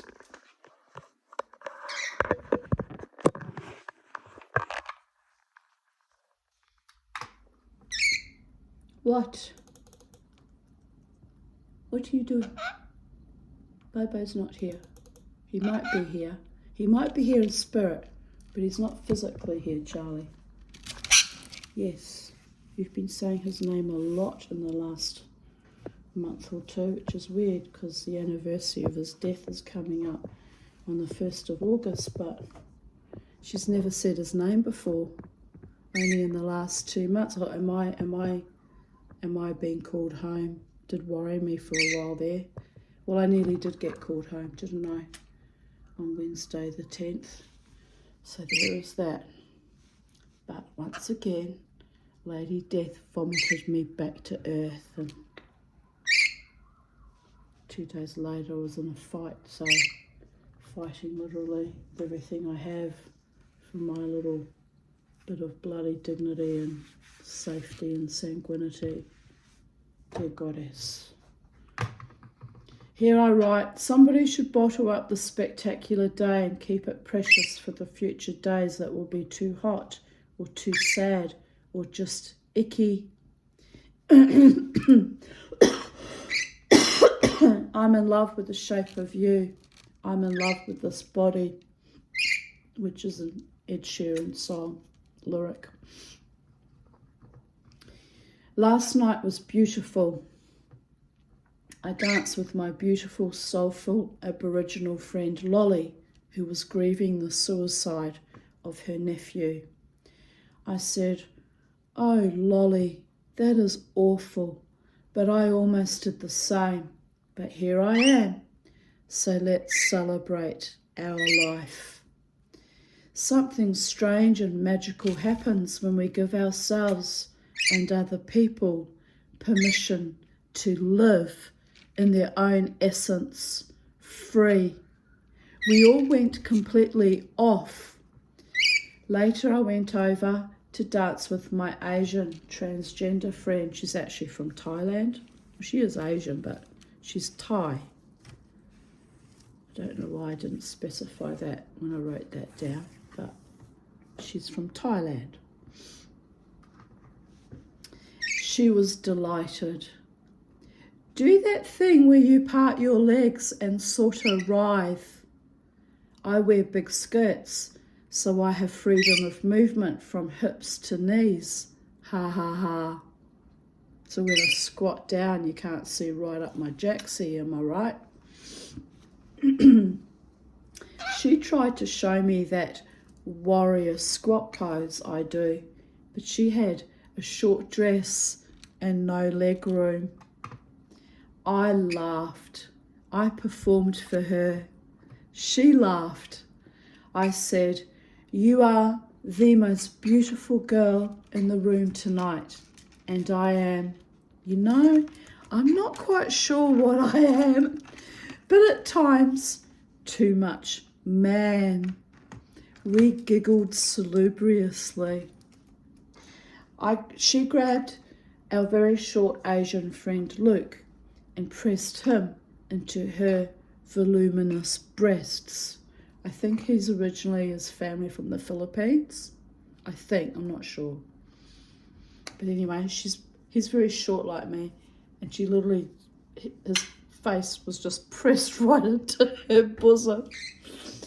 I laughed. "Oh God," quoth I, "now he will not sleep tonight, and he will expect that treatment all the time." Luke giggled too. Shani tried to get me to bury Luke in my breast too, but I would have none of that. So instead, I pushed my fat belly into him and gyrated pelvically, setting my Middle Eastern belt into a clutterous cacophony. That was as naughty as I was going to get with Luke, because he used to get me to scratch his back constantly. It was annoying. Used to really annoy me. Sometimes I'd scratch him quite hard because it was so annoying. But he just loved it. He'd just stand there. I think he was a little bit on the spectrum and single and very shy. Didn't know how to approach women. When he did, the one time he was attracted to some woman, was he full on. He actually frightened her off, and she was a very nice woman. I liked dancing with her, so I was a bit cross with him for doing that. But yeah, he lacked certain social skills in the woman department. So I used to sort of just take pity on him a bit and give him a scratch. And one time I got bored of scratching him. I said, "It's your turn." So I squatted down and he scratched my back, and we just used to clown around like that, you know. He was a nice fellow, actually. Very nice fellow. But weird. But we were all weird at the casino. All of us. We all had our own level of weirdness. It's quite delightful sometimes. Then Nibor, my dwarf, he was a natural dwarf. Stalker, he was a natural stalker. Friend is open to interpretation, came along, and as is his wont, he rarely speaks English, gesticulated to Luke and then to himself, and laughed at me, as Luke, although not technically a dwarf, is short in stature too, and so am I, and we looked funny pressed up against Shani, who was tall and very slim, but with a chest that could take an eye out. Gods love her. Lolly came to join in and told me she is very impressed with me and has much respect for me, as I do her. Lovely lady. Her family danced around with me, and we were all on our fifth wind, and the wind-ups were hilarious. It's the fifth wind, my fifth wind, when the magic can really happen, people of Earth. Some of my best nights were when I was on my fifth wind. I stood on some young guy's foot. It would have hurt, but why was his foot positioned so damn close to me? I quickly apologised. Foot pain is horrific. It's horrid, I wrote. I shared a photo, I think yesterday's reading, of a massive bruise on my foot, because people used to stomp on you, sometimes maliciously too, on the dance floor. And because you like dancing so vigorously, you have a few drinks, you weren't always conscious of what was actually going on. But that was actually accidental on my part, but I did feel bad because I know how much it hurts. Someone stomps right into your foot. He gave me a larrikin grin, which I found enchanting. Handsome young fella. So I followed up with, "You know, darling, me stepping on your foot is about as much intimacy as you and I will ever have. But again, I do apologise."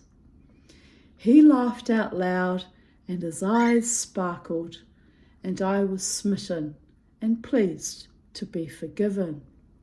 Chutzpah! In strange places with strange faces, we find our tribe and our vibe, and we choose to thrive, staying alive Saturday night fever? Oh my God, somebody slap me. I need to snooze before I lose my mind. Here I write, I was not going to go out last night at all.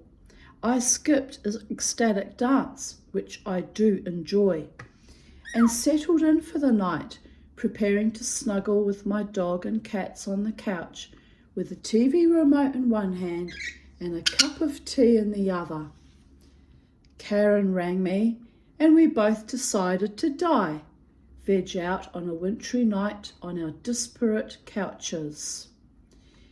But magic happened, as it often does in the Tanya's world, and out into the night she went, boots on, corset on, hair flying, gussied, trussed and tormented. Choose life, let's dance. Another lover from long, long ago, gnawing on his roll-your-own cigarette, his skin permeating marijuana and champa flower essence, his seductive reptilian eyes mesmerically smiling into hers. Get off your psych meds, eat healthy, dance. She had wanted to believe in him, the man she adored, with a remedy for every occasion, babies. Champa flower incense, nana tea, mint tea with cardamom, an aphrodisiac. Pulsatilla for my already flagging, dragging womb. Tub M, Staphysagria, which gifted me a psychosis. Kali iod, for what? Even the Health Rights Commission discovered he had used unusual remedies for my healing, unusual even by another homeopath's professional opinion. Ultimately, who was the healer?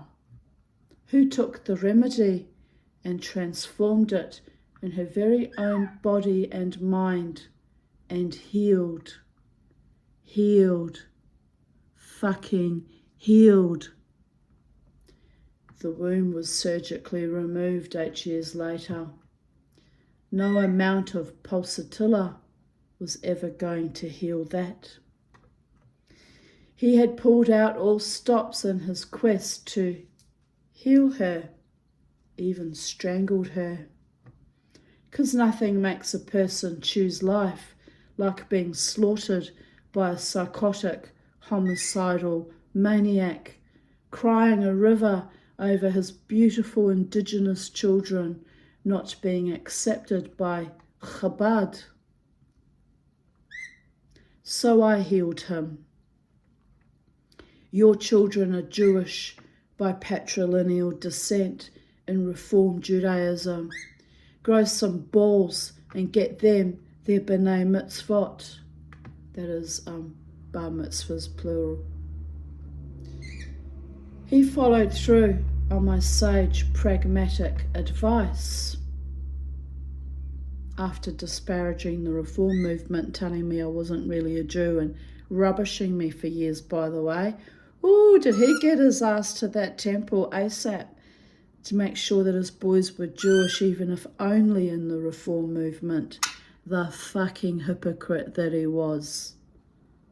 But I was glad because, you know, it was obviously eating away at his own soul and the guilt about, you know, having children with non-Jewish women, so his children would never be Chabad and never be Orthodox unless they themselves converted. And it was eating and eating and eating at him, and I took pity on him when really I should not have. Really, what was that all about anyway? Me trying to always be on the side of reason and righteousness and basic human decency and ethics. Ethics of the fathers, am I right? Quite literally. But anyway, here I write, but the soul knows its own time and its own rising and shining. Yes, it does. My children, my stolen generation, stolen by lying, cheating, phallic, fumbling fools, lost to this body that would not contain them. But I have many loves now. No one fucks with me. No one does, babies. I have been used and despoiled enough. But I got up from my long zombie sleep, and I did not just walk. I danced, and at times I flew in the face of love itself, a horror in 3 acts, the Davids. No accidents in the universe.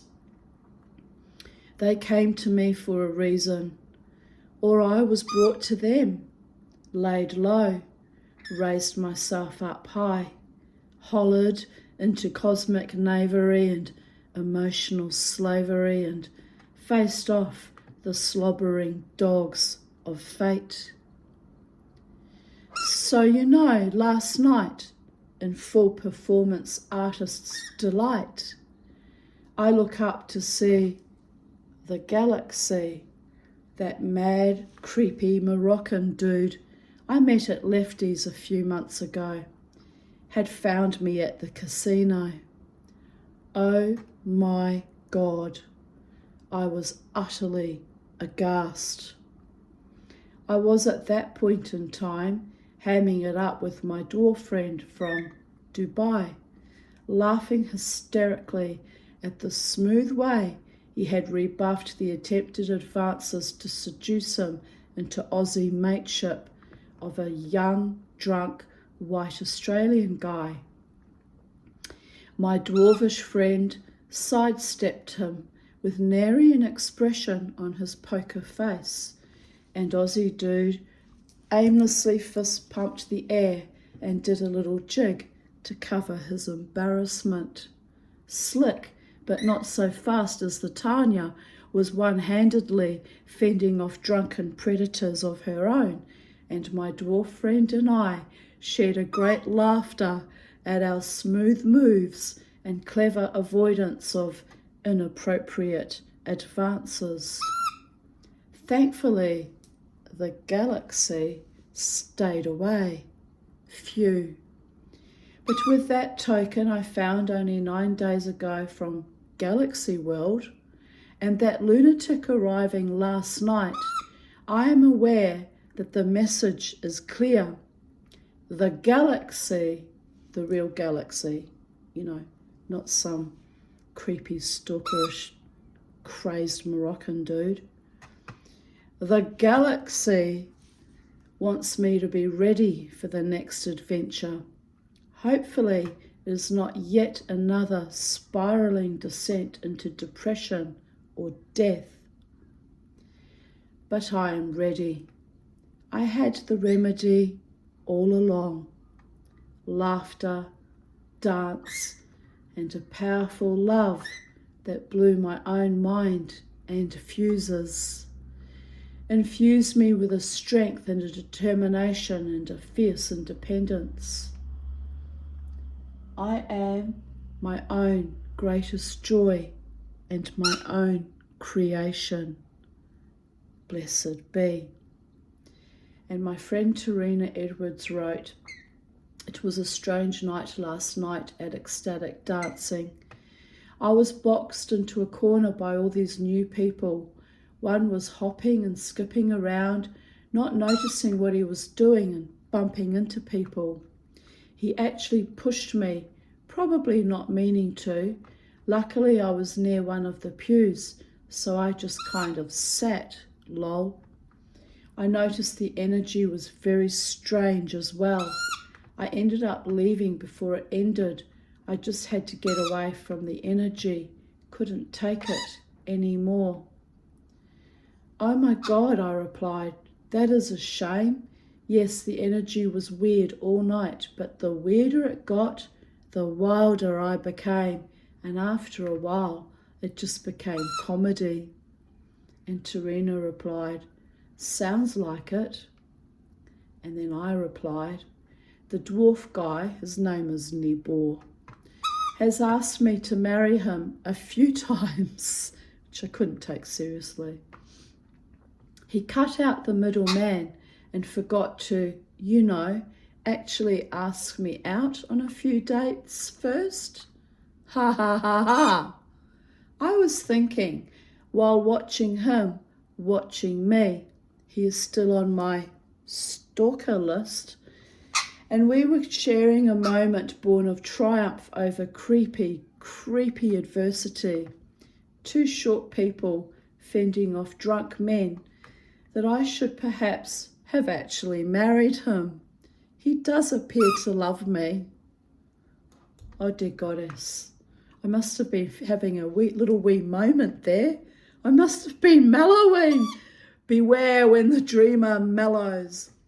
Anyway, I write, but appearances are deceiving, and so are most of the superficial schmucks at the casino. Besides, I am not marriage material. I need my freedom, and my true loves have a nasty habit of turning toxic when they can't get me to jump through hoops for them. Not born of woman, and not born to die in servile decrepitude. I am born to be a freak and a dark clown and a warrior. Kali Iod, the goddess Kali, has my back, as do the ancient Hebraic angels. Chosen, choose life. My friend Tarina replied, I couldn't imagine you being married now. You're too free, and no matter how loving he was, you'd soon feel stifled. True, but I wouldn't mind cohabiting with someone who absolutely adores, values, cherishes and respects me. I wouldn't mind inviting a wonderful, gorgeous, loving man into my life for the first time in my life. It would be lovely, but I always worry, how long will they stay loving and kind and gorgeous for? When does the shoe fall? And it's that phobia that keeps me single, people of Earth. It really does. It's not feeling able to ever trust anyone ever again with my heart, my soul, my loins, my psyche, my emotions. But I guess one day it could happen. It was prophesied that it would happen when I'm 60, so I'll believe it when I see it, people of Earth.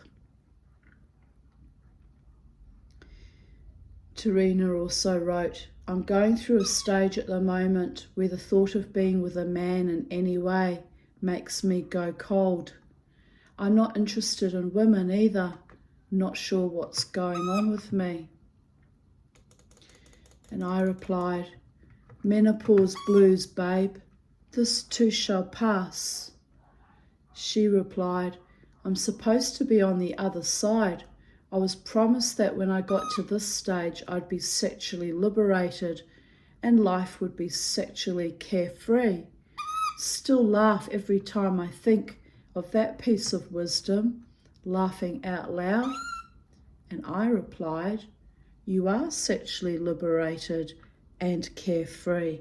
Tarina, you are just like me, saving your very best for last. We have been used, and abused by enough puerile, ignominious, salacious, foul, excremental creeps in our time. For what? Because we were born to love and be loved. So fuck them, figuratively, We know who we are now, and we know what we deserve. Anyway, I am in fine form this morning. 4 hours sleep. My feet are spasming in pain, but my spirit soars above the rainbow, and I am sitting in the garden with Beauregard and Charlie, loving the shredded tornado destruction of my life and slowly coming back into balance and rebuilding as I do every weekend. Terina replied, so very true, enjoy, kiss, kiss. And another friend, Ralph O'Connor, wrote, love the Chabad bit, Tanya. And my friend Rachel Walsh wrote, paraphrasing my last sentence of that bit of writing, I am my own greatest joy and my own creation. That you are, beautiful soul, love to you. And then she sent me an emoji of a love heart. Gorgeous girls. And boy, Ralph being supportive there too. 22nd of July 2016, 6:33 a.m. The neighbourhood is shrouded in a heavy fog. My lungs are straining and complaining, but I am up sucking on Ventolin and Seretide and drinking tea, taking photos of the mist. It is forecast to be another warm day in the middle of winter. What a climactic dichotomy. No wonder I'm going out of my mind. But looking forward to more sunshine today. Hopefully enough to dry the paper I made yesterday. Only 4 hours sleep, which will make me even more hypomanic than usual. Think I will just lay back.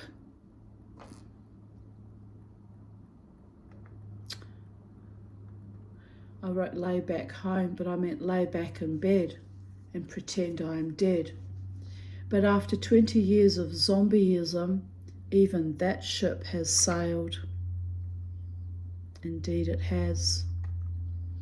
Possibly years of insomnia to look forward to if I keep living that long, all very inconvenient. I need quality of life, not dragging my carcass through in quiet or ostentatious, depending on my mood. Desperation for the remains of my days and nights. What to do? Wring hands, get old, keep breathing, and try to catch the next wave, babies.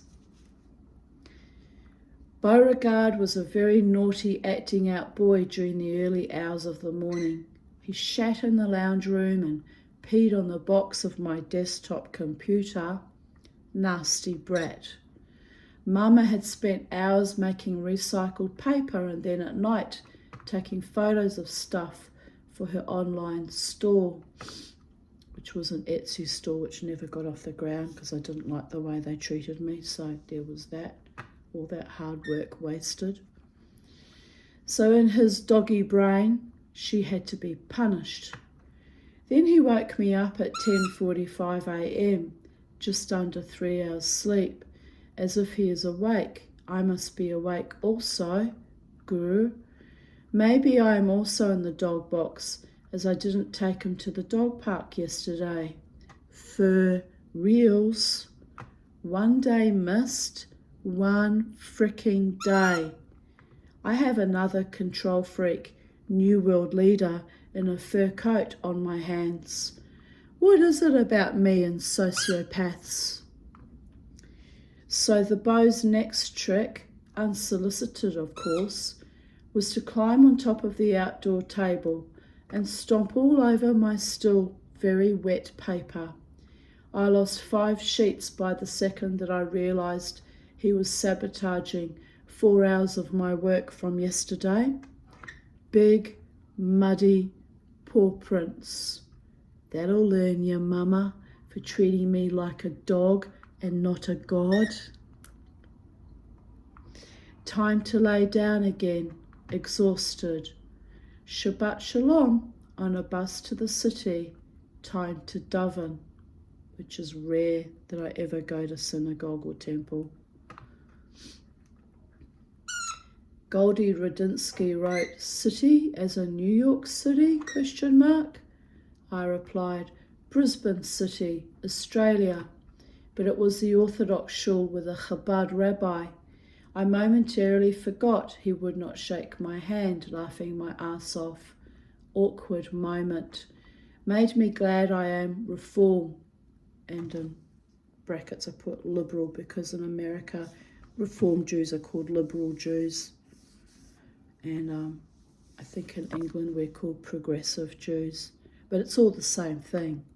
You know, the modern version of Judaism that was born in the 1800s.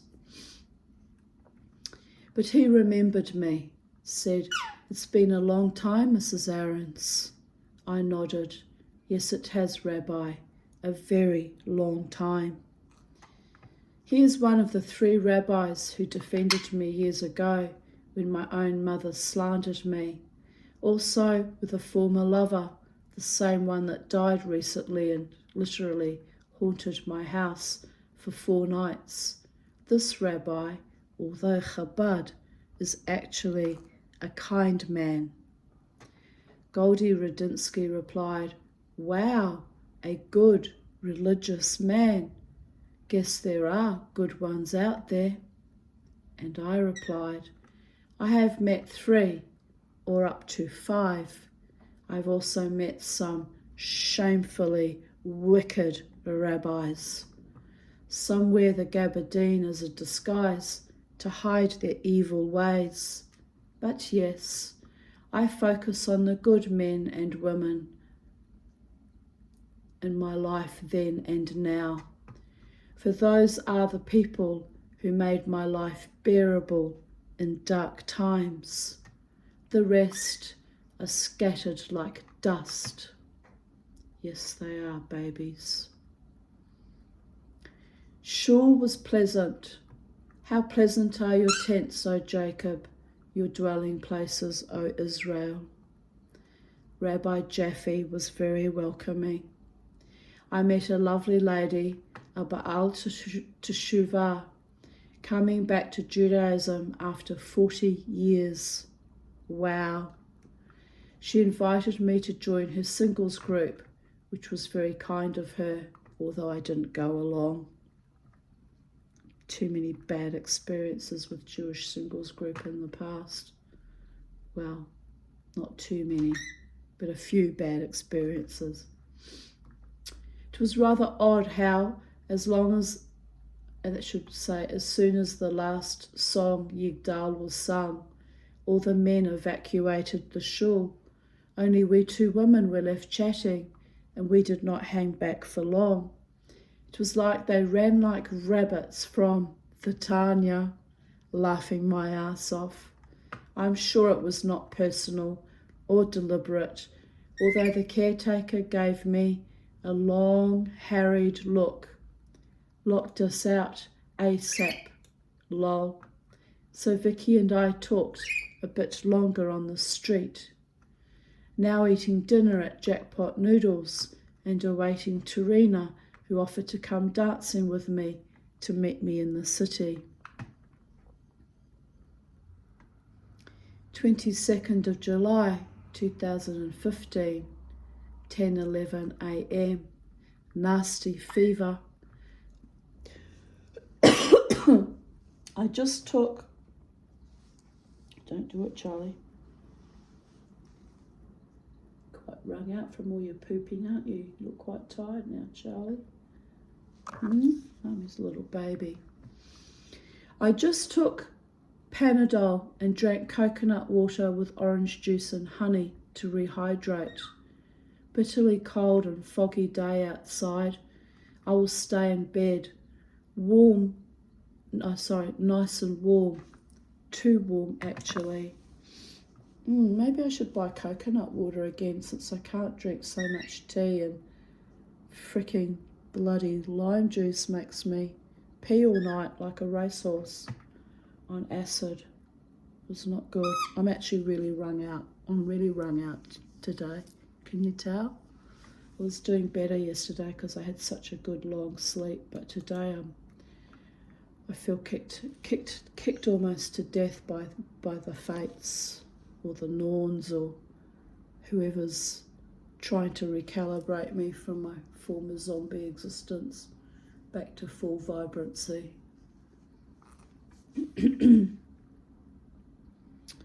Penny and her grudgingly adopted son Mushu guarding me on my bed. They used to guard me. Gorgeous they were. Miss them terribly.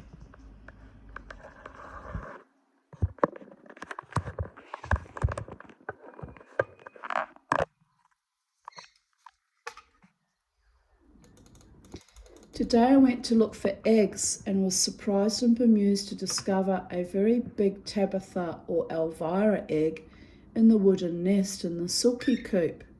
Like, talk about a takeover bid. I had to chuckle to myself as even the silkies rarely lay in the boxes. So funny.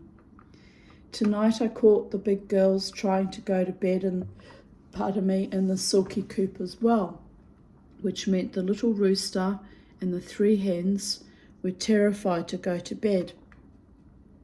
So I literally had to chase the big hens out and send them to their own metal coop. I'm thinking it's been so cold they actually might be willing to share the body heat with all the other little chooks, but I can't trust them not to beat them up. I topped up their straw beds and covered the open lattice with a tarp to try to cut out some of the rain and dampness and wind. Poor little buggers. Crystal's little blow heater thingy cut itself out. Bloody hell. I felt like sitting in the lounge for a change. So here I am back in my cocoon on my electric blanket, still running a fever and still cold as hell frozen over. Happy though, hurdy-gurdy whirly-gig ride dealing with disappointments, liars, cheats and bores. But I'm used to being thrown away like toilet paper. I will not let any man take my happiness or my safety or my freedom. The price, my sanity, is simply too high. I tell you what, I bounce back real fast these days, like a cat on a hot tin roof. I also observed how calm I remain in the face of humiliation. Old me would have torn hair out, his hair. I guess it's nice to be a mellowed out, loveless old bag that no one ever really wanted. I even said, hey, I've been alone for 20 years. Nothing phases me. 29 years now. 29 and a half years now. Let's stick to the facts, people of Earth. I've done all right, haven't I? Surviving on my own. Especially given my background and my poverty and my circumstances. I've done all right. I've failed at every aspect of my life, but ironically, in that failing, I've become kind of a success at it. So it's a paradox and a cosmic joke and a cosmic yoke. What can I say? Here I write, it is sad that I'm so used to being the cosmic joke. Really sad. But hey, God brought me to this season and I got to experience something I had never experienced before with anyone. Intimacy. Now I will run free again, my hair flying in the wind, and dance the dance of the revivified. Although I told my male friend I will have to cut back on that as dancing both nights for 12 hours means I'm physically, mentally exhausted and violently ill for the next 4 days. He said, well, you do dance like a demon possessed. I said, yeah, I know. It scares people, but I don't give a shit. I do what I like, whatever, as long as it's not hurting anyone. Anyway, seriously, with this fever and the accompanying chills, I doubt I will be back in my boots, in my corset, wild and free by Friday. It could happen, but not likely. I think I will just look after me for a change. Then I posted some photos of my daughter, Crystal Aarons, who was standing outside the National Theatre in London there. Here she was with her hero William Shakespeare, and outside the National Art Gallery. Crystal was laughing at the English wrapped in plastic. She still had no idea why Europeans fear the icy cold rain so much, which in that climate can easily lead to pneumonia. But wait, their autumn is coming. He, snigger. She was in for quite a shock, not having experienced a European winter before. I think at one point it actually snowed in London.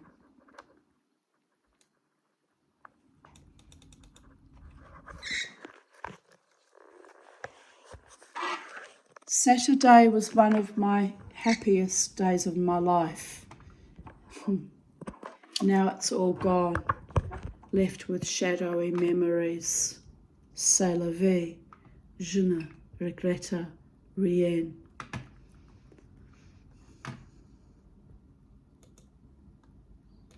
Some days I just have to remind myself to breathe.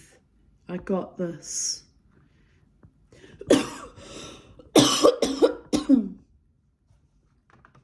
Off to do battle with the supermarkets. This time I need food, grr. Coles Express has only paid me back half the money they defrauded me on 7th of July. I have been chasing dispute resolution at my Commonwealth Bank for 3 days now. Finally got hold of them. I spoke to a rude, arrogant man named Michael who told me he had done me a favour. This was my 3rd dispute. I put in brackets question marks because that was a lie. I hadn't had disputes before with that same company. He tried to say it was my 3rd dispute with the same company and I would have to chase up Coles Express. You make a very bad mistake, by the way, if you are working in some kind of professional capacity and I catch you out bald-faced lying to me. Never, ever fucking lie to me. Oh, I'm red with rage just thinking about it.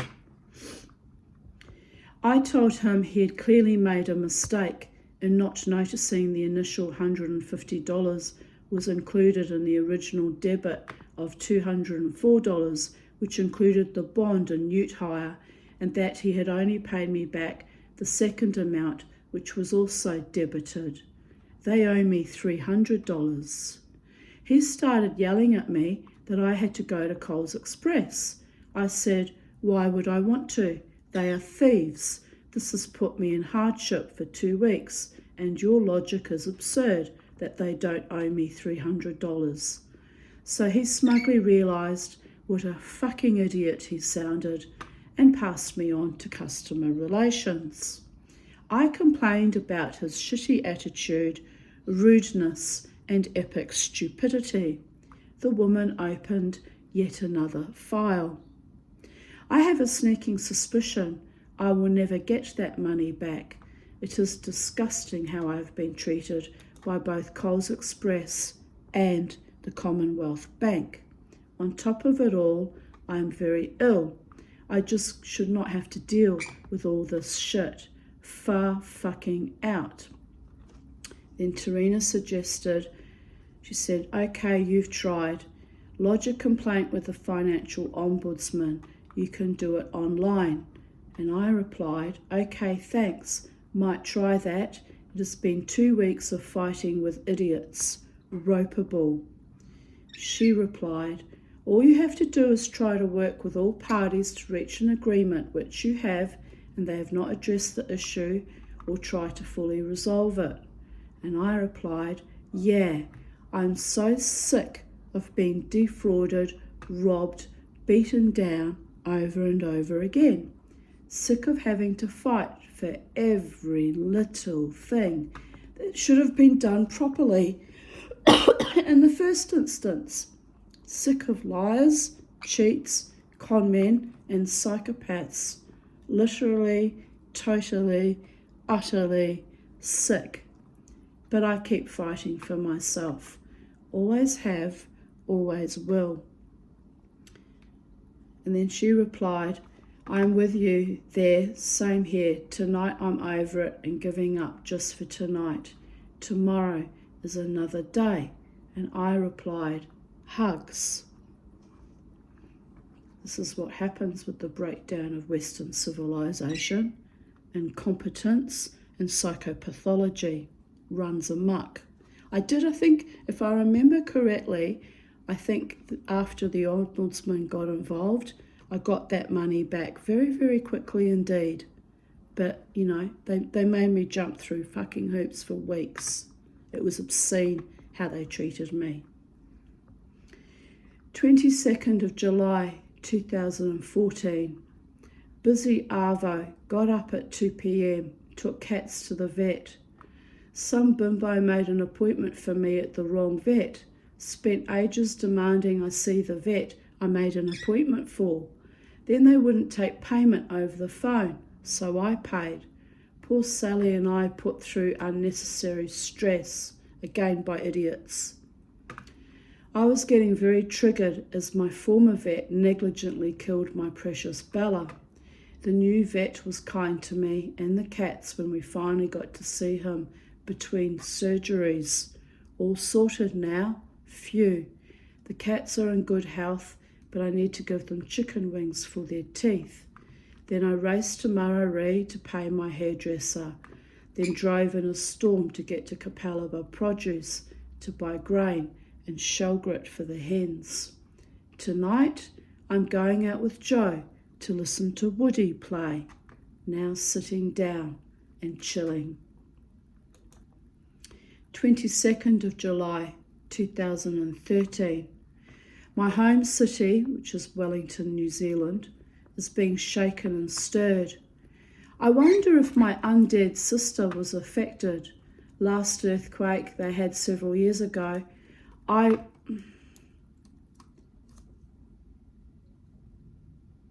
rang, concerned for their safety, only to get a nasty call back from Angela accusing me of flirting with my brother-in-law. What the fuck? Whom I have known since I was 4. This is how fucking sick and perverted they are.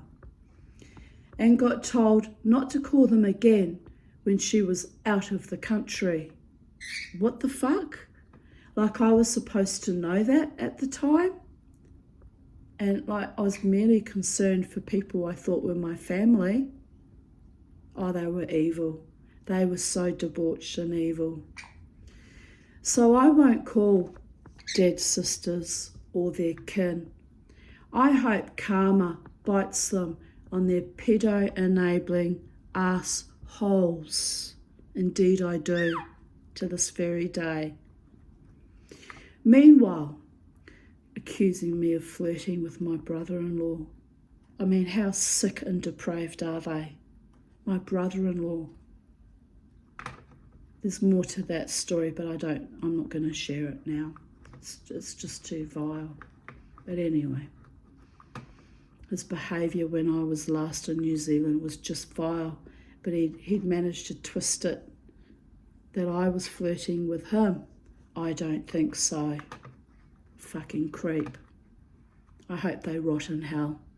I really do. Don't ever ask me to forgive them. It won't go well for you.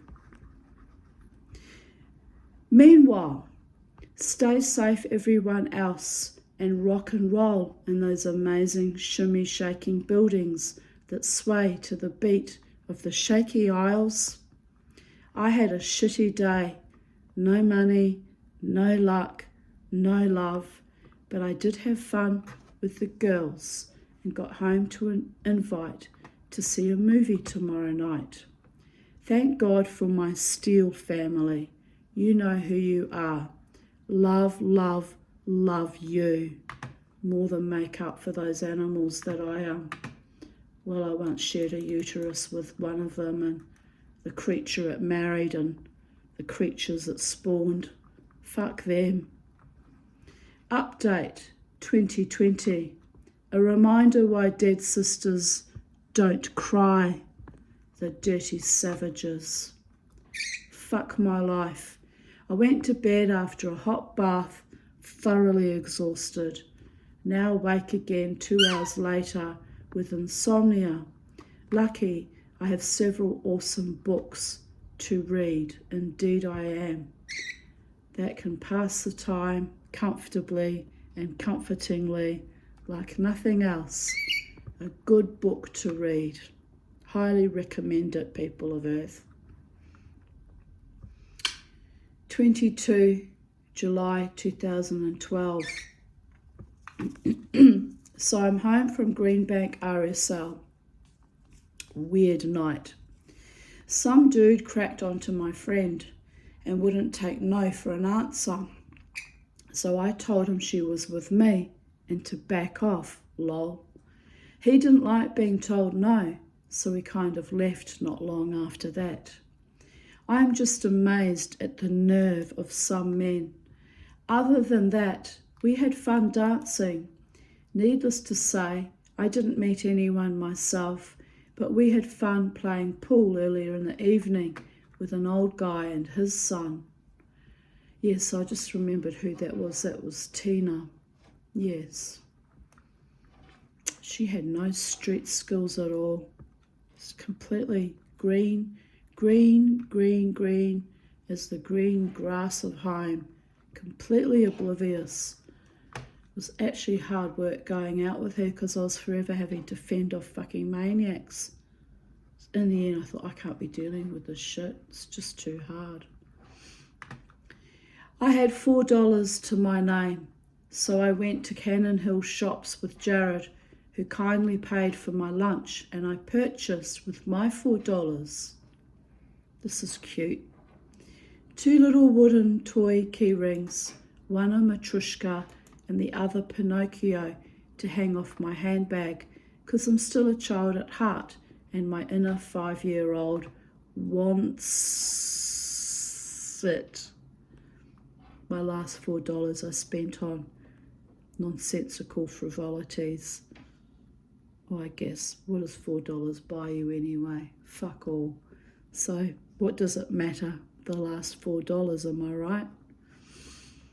I also bought for my 47-year-old practical brain a vegetable peeler, as I can't find my other one, and it's really hard to peel carrots without one, and a set of 6 skewers that would make a really good murder weapon, but will be utilised as metal stick holder upper thingies for my garden toys, which have rotted out and need to be implanted in pots, because my 5-year-old wants it.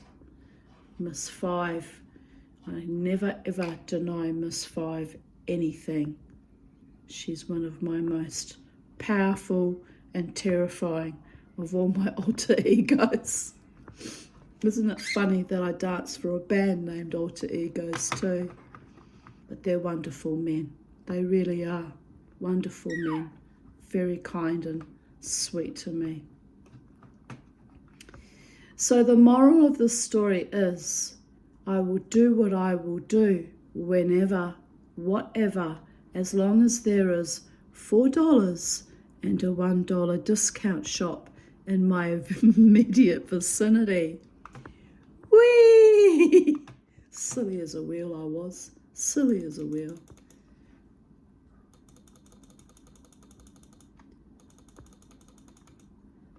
July 22nd, 2011. Insomniac blues. I'm having terrible trouble falling asleep lately. It's taking me up to an hour to shut off the brain blather and pass out. Most unlike my normal self that can shut off in a nanosecond, almost anywhere in any position, like a cat. I must be wired for some major shifts happening either in my own microcosm or the planet. That, or taking omega-3, zinc, vitamin C and caltrate D before I go to bed, is hopping me up too much. I only started taking this shit after I got my belly pierced a week ago, as I want to heal more quickly and hopefully avoid the thing growing out, lol. The price I pay for my body piercings. I might try taking the vitamin C in the morning, as I think that might be making me more alert at night. But then the omega-3 also makes me think better, so that could also be getting my brain overcharged. Oh, Charlie. Oh, Charlie. Dear goddess. Oh my goodness. Oh, caught me a beauty. Oh, my little one. Oh well, this cardigan needs a proper wash anyway, so it's no big deal really. Don't know why I'm making a big drama out of it. She's going to keep shitting. It's going to keep happening regardless of what I think about it. Isn't that so, Charlie? Poopykin girl. Here I write, maybe take those in the morning as well. Bugger, so I have my psych meds to take in the morning, so taking all this other stuff as well is rather off-putting. Too many pills in one go. I was so tired I tried to have an afternoon nap today and still couldn't fall asleep anyway, so I rang my lawyer so I wouldn't stress about stuff not in my control, only to discover that he'd emailed me 3 minutes before I phoned him. So funny, but no wonder I wasn't sleeping. Was picking up lawyer vibes. Pardon me, that was during the putrescent, fucking ugly will dispute. Last time I rang him, he said, "This is weird, I was just about to phone you." So I have some major mental telepathy going with my lawyer at the moment, which means a rather strong connection, and also that I can totally trust he's working for me. Actually, no, I couldn't totally trust in that, could I? But anyway.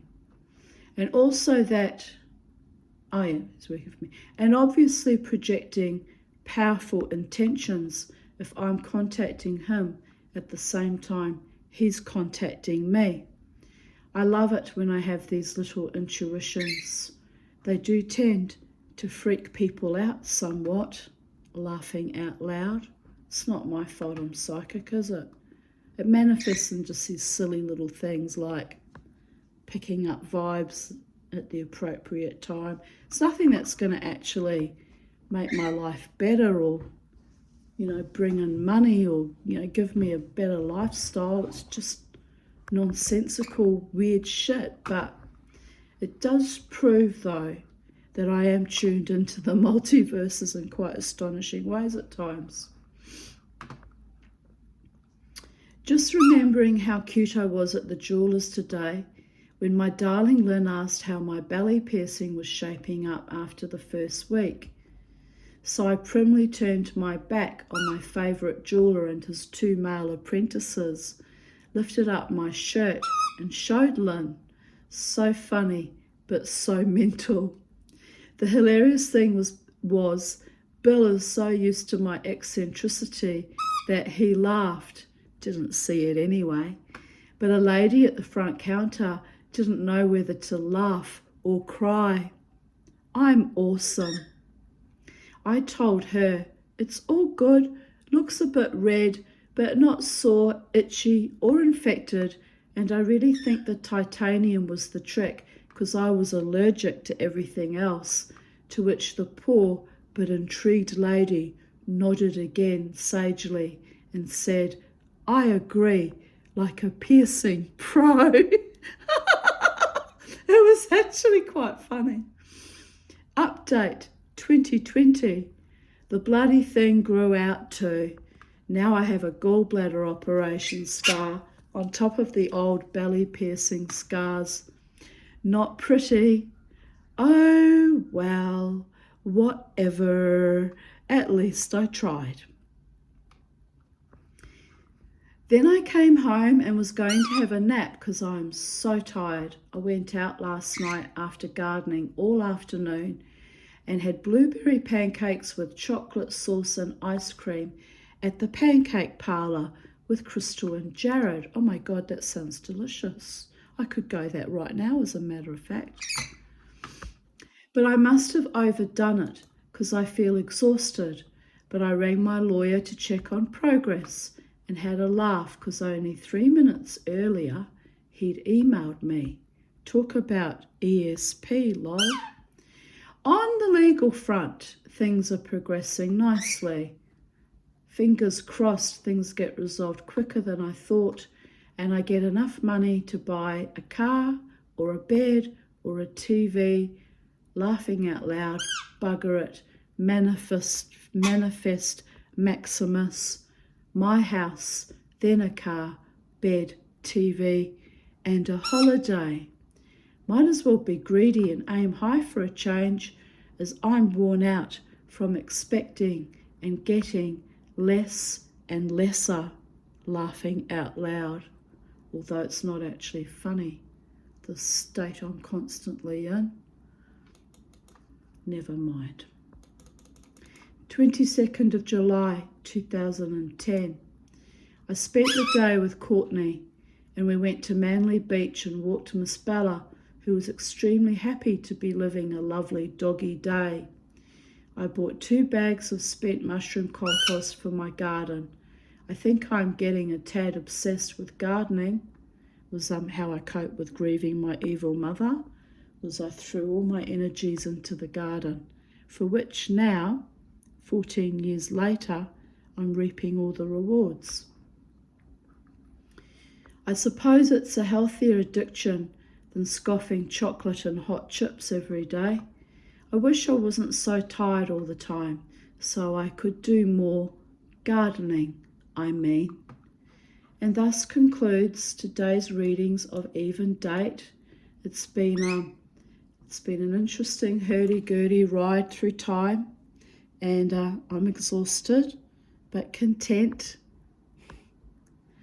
I did get a lovely message from my friend during the night, so I was happy about that because I'd sent him this actual story, and was very happy to get that acknowledgement.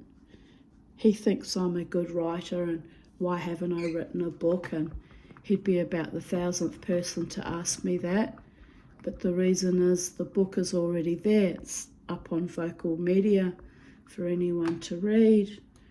And I guess one day when I do write a book, it'll be something, as I said to him, of much happier topics. And I don't know, I'm thinking, I sometimes toss up the idea of whether to write children's books or just something that's uplifting and happy and life affirming and encouraging and motivating. I mean, yes, my writings are often encouraging and motivating to fellow trauma survivors who can see how I've navigated through life, but I just want to, once I finish reading all these journal entries, which will finish around about mid-October, I think the next step will be to focus on maybe attempting to write an actual book. I'm thinking maybe stories interspersed with my spiritual experiences and I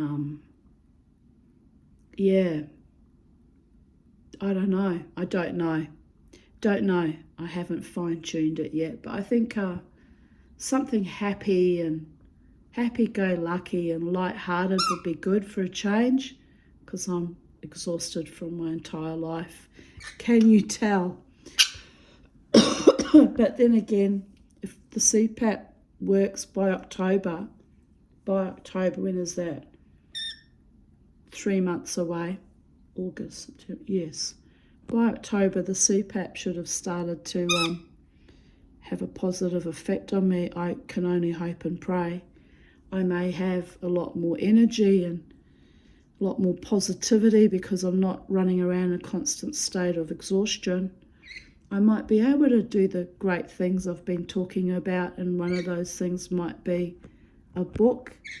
And if I can achieve that, it might even be several books, who knows.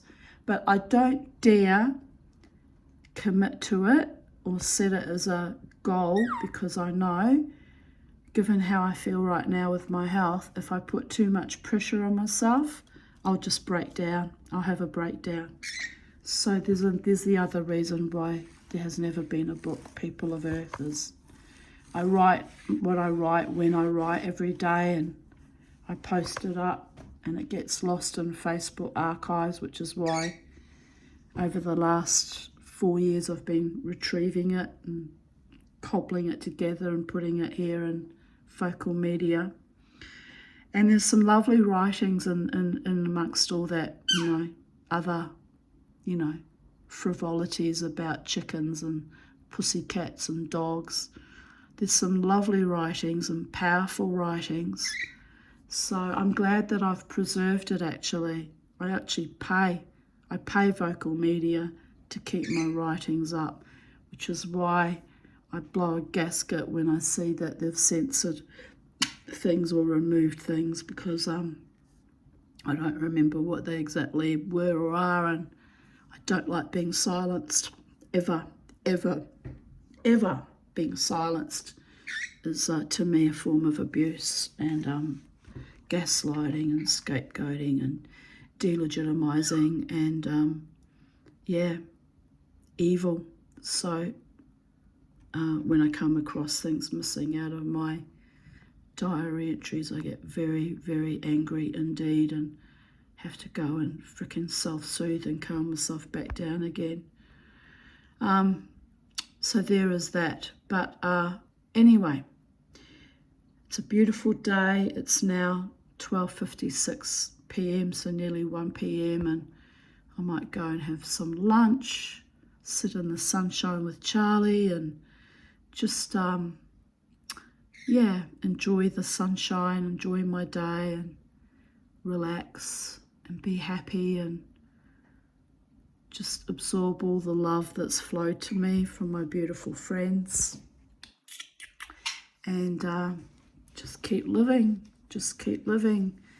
defiantly and rebelliously and triumphantly, as I have always done, in spite of whatever the gods and other human mortals have thrown at me. Am I right?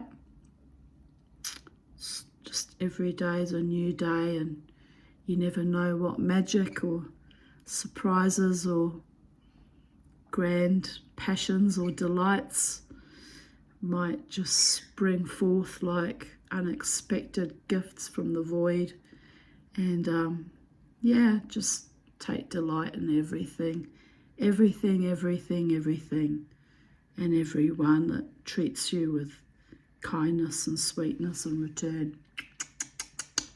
So bye for now. Be of good cheer, take good care, and I'll speak to you anon tomorrow.